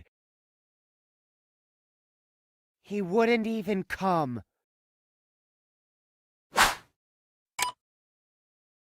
I might actually have to stop at the patent office, because I'm about to invent a whole new kind of pain for you, Lelouch! Where are they? Since I can only assume you mean one of our shared associates, I'll just tell you that Nami, Colin, and Usopp are upstairs. Does it look like I give a f*** where Usopp is? In that case, they are downstairs. Thank you very much. Oh, and Kid? Aim for his forehead. I just don't understand women. Neither do I. Look, it's simple. Just go to her and tell her how you feel. You know what? You're absolutely right. I'm going to talk to her. You girls are so wonderful. Thank you so much. He's gonna get rejected, isn't he? Yep. Finally. Suzaku. What the? Where's Lelouch? Oh, I think he's outside. Where outside? I don't know. Suzaku? Yeah? Why is there a helicopter outside? What do you mean you don't know how to fly this thing? I mean, I don't really know how to fly this thing. I can't make it any simpler. Then how did we get up here? I don't know. I just started pushing buttons. What did you do? Relax, I've got this under control. But I still don't understand. Why don't you like me? You mean, other than the fact that you look like a racist version of Geppetto's bastard child? Your friends crashed a helicopter into my house! It was just the one helicopter. Quit screaming! Ah, Miss Kaya, glad I finally found you. You do realize that if the courts deem you unfit to take care of this estate, my banks will foreclose on your property. Up, Kuro! Off I shall then, but I will return with one of the most dangerous men alive to ensure that all goes according to my plan. Didn't you hear, mate? F*** off! I heard you the first time! Do you even hear yourself talk? Django, the plan is simple. Get in, lure the girl away from the party, kill her, and bam, we have her estate. I still think my plan is better. No, Django, no. Look, all we have to do is round up, say, 50 goats and unleash them onto her property. No, I'm not listening to you. Can't you even see? Their irregular grazing patterns will surely ruin Miss Kaya's lawn for generations to come. No, Django, we're not doing the goats. Fine, it's your loss. I just don't think she sees the real me. Yeah, no, that's whatever. Hey, you didn't happen to have seen Luffy or the charred remains of a helicopter anywhere, did you? Because at this point, either would be fine. I can't say that I have. Hello! Ooh, I gotta go. See you later. Get back here! Holy shit, no. That's nothing. One time I swallowed a whole bottle of blush to get cover up on my organs. I'll admit, that's a creative way to feel pretty on the inside. Who said anything about feeling pretty? Don't look now, gals, but I think that guy over at the bar has been eyeing us the whole time we've been here. They have Jägermeister. Oh, yeah, baby. Colin, that's a government-sanctioned maniac. I'm going over there. You just gotta carry the 3. It's not that simple. Zoro, have you seen Miss Kaya anywhere? Yeah, she just got kidnapped. What? We've got to go save her. Yeah.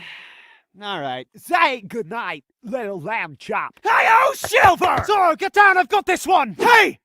Quit f***ing around. You! Get the hell out of here. Your passion, it moves me so. Therefore, I shall concede this day and make my leave. Get Fantas, clown! Well, this is not what I expected. You'll have to forgive me. When I saw smoke, I thought it was the burning flesh of my enemy. But seeing as how I'm already here and you're in my...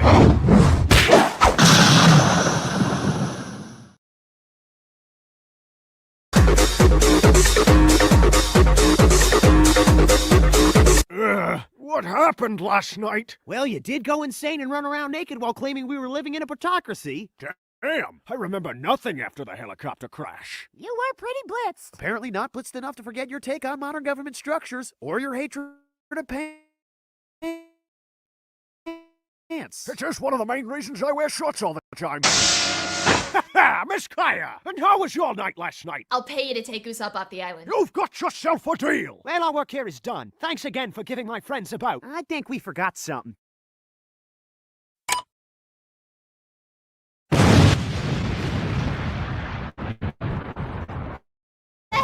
So our brave crew got like a ship and Pinocchio. I don't know. I got kind of drunk toward the end there. Hey, look at that guy.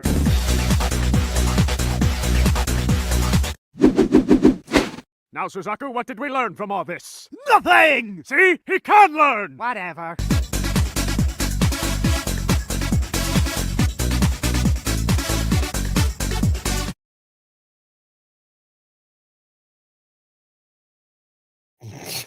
The pay for their crimes. Yes, they will. So, Mike, and that that's went really what well. really happened in the anime. So. That went really well. That was the most smooth video to ever play in this channel. One tiny microcosmic glitch. And also, like, I listened to my own show where I thought I heard glitches on StreamYards. They don't always go through to the show. So we didn't see any problems here. So it looked really, really good. Congratulations on pulling that off. And I'm sorry about that late audio there. I was trying to put one up over the net. I thought we were still buffering. And for Canadian Spidey, yes, it had to be including a dancing Canadian Spidey. So there you go. I made at least Canadian Spider-Man happy. So there you go. And yeah, and apparently Ray Lucard likes that Christopher Chris Walken voice. That was well done. As was the continuity was good too. That's right. Because it's all about having fun on a Friday. So anyway. Oh God. So it's always fun to come here. It is. Well, at least it's fun to be stupid here. So I'll just say that. Canadian Spider-Man, my hat's off to him as well. Another channel member for our friend, the Comic Relief Crusader. No one deserves it more. No one deserves more people on his team. Help him out. Think about it. Do it. And if you look in the chat, you'll see you can see I gave you a little kiss. I know. Thank you for that $2 sticker. I greatly No one appreciate deserves it more. There you know what? Well earned. I try. So me too, Canadian Spider-Man. Just about half. So I want to thank everybody that dropped in today. A little bit of a different kind of Friday, but that's okay. A lot of things going on here. Plus, on top of that, I have to prepare for the town's crazy Carstairs Christmas as well, and give away things because I'm told I have to be merry. So I want to thank everybody that came here today. Wendy Trauma Warrior, thank you, Wendy Trauma Warrior, that came here, and my fast brother John Rendell that also made it today. Ray Lucard, as well as Carla Burton on top of that, and Snail Messiah. I believe he might be probably still here in the chat. Sark of Iron on top of that, Canadian Spider-Man, of course, everybody's favorite Canadian Spider-Man, the one that can strip down an animal and prepare its heart for feasting. So nice to see you here, Canadian Spider-Man. Let's see who else. That was primal. That was the most primal thing I've seen on streaming media. It's exactly. They're like, hey, Canadian Spider-Man, how are you doing? And he's like, unassumingly, just like, oh, hey, I'm just eating a stag heart. How are you? Oh, there you go, right? I know, right? That's nothing. Entertainment. That's broadcasting. Exactly. That's a Tuesday for Canadian Spider-Man. We also had Appion that was here as well. Yeah, exactly, right. And everybody's favorite polar bear, Snortopoopas, Cuber. By the way, just to hear. Yes, Snorty, we love you. And the hack to find Appion is the O is actually a 0. Oh, really? That's right. That's what I kind of thought. Yeah. So if you just go APY0, you'll probably almost definitely find Appion. There you go. It's only an N after that. And Penny was also here. Hi, Penny. How's it going? Nice to see you here. And who else was all over the place on top of that? Dark Helmet and Pops. That's right. Both of these guys, check them out as well. Dark Helmet and Pops. So because they have equally as fun shows here as well. So, and Wes Cagle and Radioactive here as well too. So nice to see you guys that you dropped on by and stuck around for all the mirth and merriment and stupidity that happens on this channel. I greatly appreciate it. Let's see, and who else? And yes, Emerald Teak, thank you for that $2 super sticker as well. And I think I probably got everybody. Take a quick look at the super chat while I extend my gratitude to everyone for coming by on behalf of Comic Relief Crusader. Some chatter in the chat has me wondering. We have two different systems now. Mike and I are both new to monetization. On behalf of Mike, I thank the people who have, my first monetized stream was like impromptu. Cool. I got approved much faster than I thought, like 11 minutes after I finished the putting in the information. And I'm like, this can't be true. So I set up the stream to see it, and like all the icons were there, including new stuff in my user interface. So what I did was I'm going to do my best to try to keep on top of this. But when someone does something like give some membership and stuff, it's a different system yet again from what we have. So it's very difficult. So right now, as Mike tracks it down, I thank the person who gifted those memberships. You've taken a great blow at the corporations and the others who try to tell us that this Drek is story. You're advancing the cause, and also you're forcing me. Like, if you like seeing Admiral Teague in pain, please, by all means, keep incentivizing Mike's behavior, where he forces me to read the New York Post and other crazy things. Where, whether it's true or false, it's like, it's always entertaining to go. If I have to read the news, at least I get to read it with my friends. Good to be here, guys. Oh, okay. So it's a pair that says "Hey you." Okay, because now I can see it. So because I'm actually the super chat, but yeah. I didn't give memberships though, but there's some chatter in the chat that says thank you for the gifted membership. So I thought maybe you have to look. Exactly. Whoever gifted the membership, thank you very much for gifting the membership. So because I'm gonna take it for someone else, I don't know why it didn't. Yeah, it didn't show who gifted the memberships, but whoever did, thank you for gifting. I've been looking through the chat and I'm seeing no mention of it. It's weird. Yeah, it's really weird. We're gonna find out who you are eventually. Yeah, because Pop mentioned that he made a comment earlier, and I didn't see that as well. So whoever was, thank you. I do not see it. Things have been acting very squirrely. Okay. Carla Burton has it. Yeah, they are gifted ones from Disney Shoe Herder from last week. There you go. Okay, so they're leftover gifted. Okay. Hey, by the way, let's get very quickly. What we'll do is, we'll just say Disney Sheepherder is a mighty wrench and a mighty member of several communities overlapping through Doomcock and this community, my community, and the communities of my soon-to-be monetized friends who are slugging their way to the top with the best thing you can do, hard work and working like businessmen. I know they're going to join us here soon. Mike and I have worked really hard to earn your listens, and we thank you all, and we thank Disney Sheepherder. Yeah. He gave 6 memberships last week, so that's right. That's right. So that's right. That is truly generous and very sweet. Squirrel. So yes, so we're believe it or not, Teague and I were like fumbling through this. So because we're just discovered oh crap, okay. Well, but you're a week ahead of me, right? You're a week ahead of you, but I'm still trying to figure this all out because of all the other stuff. YouTube doesn't explain this well. Yeah, can I just talk for 1 minute about it before we go? Like, YouTube doesn't explain this well. So you and I have just both gone through this in the last about 14 days together between the two of us into the great unknown together, and a lot of this had to do with working together, and a lot of it had to do with working hard. And when YouTube says like you're eligible for monetization, you usually wait a couple of days to make sure you didn't get bot swarmed or it's not fake or those 3 people that put you over the top don't come back. Exactly. And there's people out there who hector us by joining and quitting, not realizing that that's like, actually really good for the channel. That's a lot of activity, and people are like, "Ooh, he's controversial. We're going to funnel him through there." Joining and quitting is like, thank you for the advertisement. And also, to our haters, thank you very much. Even the losers and the haters who counter streamed against us, no names, but like that is, you use your airtime to endorse us because your personalities are so bad that people are like, I got to check this guy out. And people came to us and said, we got a negative recommendation from someone who's an idiot.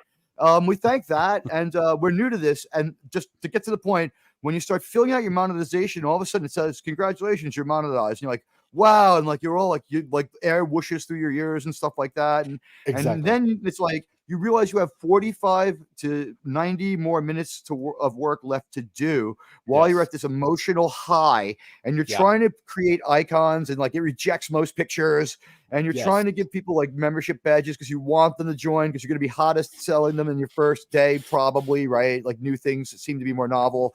You want to be a good businessman. You're trying your best, and it puts a lot of strain and stress. And then there's this emotional breaking where you're like, my God, I finally did it. And it gets real.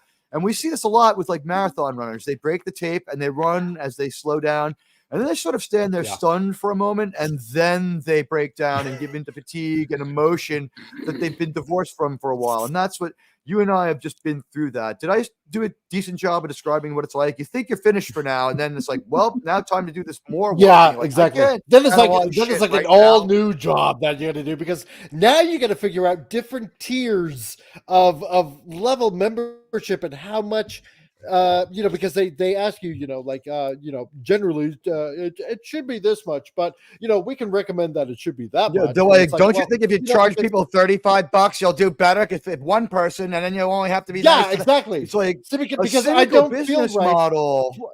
Yeah, because right now, change the pricing, you lose all subs. Well, yeah, that's the thing. If See, you because raise I the want to be price, you completely lose all honest with members. everybody in the chat right now, right? Because right now, These as are hard I'm just decisions. starting out with monetization, and I want to tell the whole chat honestly and openly on this, right?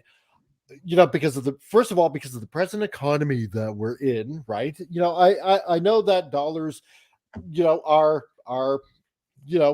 they're stretching, right? And I don't feel right because I don't have a whole lot of. I don't want to say a whole lot of content. You went below their suggested price that was too high, right? That was outright too high. Well, essentially, yes. I wouldn't want to pay because it. I'm still trying to figure this. No, because I'm still trying to figure this all out, and and on top of that, like I've told multiple people out there, on top of that, I'm running a business right here, so I have to attend to a lot of customers and clients and try to get jobs done and stuff like that. And so I'm only doing like maybe 2 live shows and a video like every Thursday that I'm releasing, and I don't want to. If you want to be a member. Thank you. Be a member. I really, really appreciate it. Don't get me wrong. I really, truly do, for like any super stickers or super chats, or if you want to join a membership, I really appreciate it. But with the upper tiers, I didn't want to charge somebody like $25 a month or anything like that, because I want to be able to have the ability to provide more to you people than I currently can right now, right? So with the upper tier, whatever I set it at, like $14-15 or something like that. You know what? I could bring myself to do as well. Do you have 3? Do you have 3? I got 3. But I will be willing to. Yeah, I will be willing to. Ship you out your choice of a poster that I've done, or a Comic Relief Crusader T-shirt. Your size, just contact me what size you want and I'll mail it out to you. Or if you prefer a poster, from what I sell on my website, then, go ahead and check it out, because the description is there down below.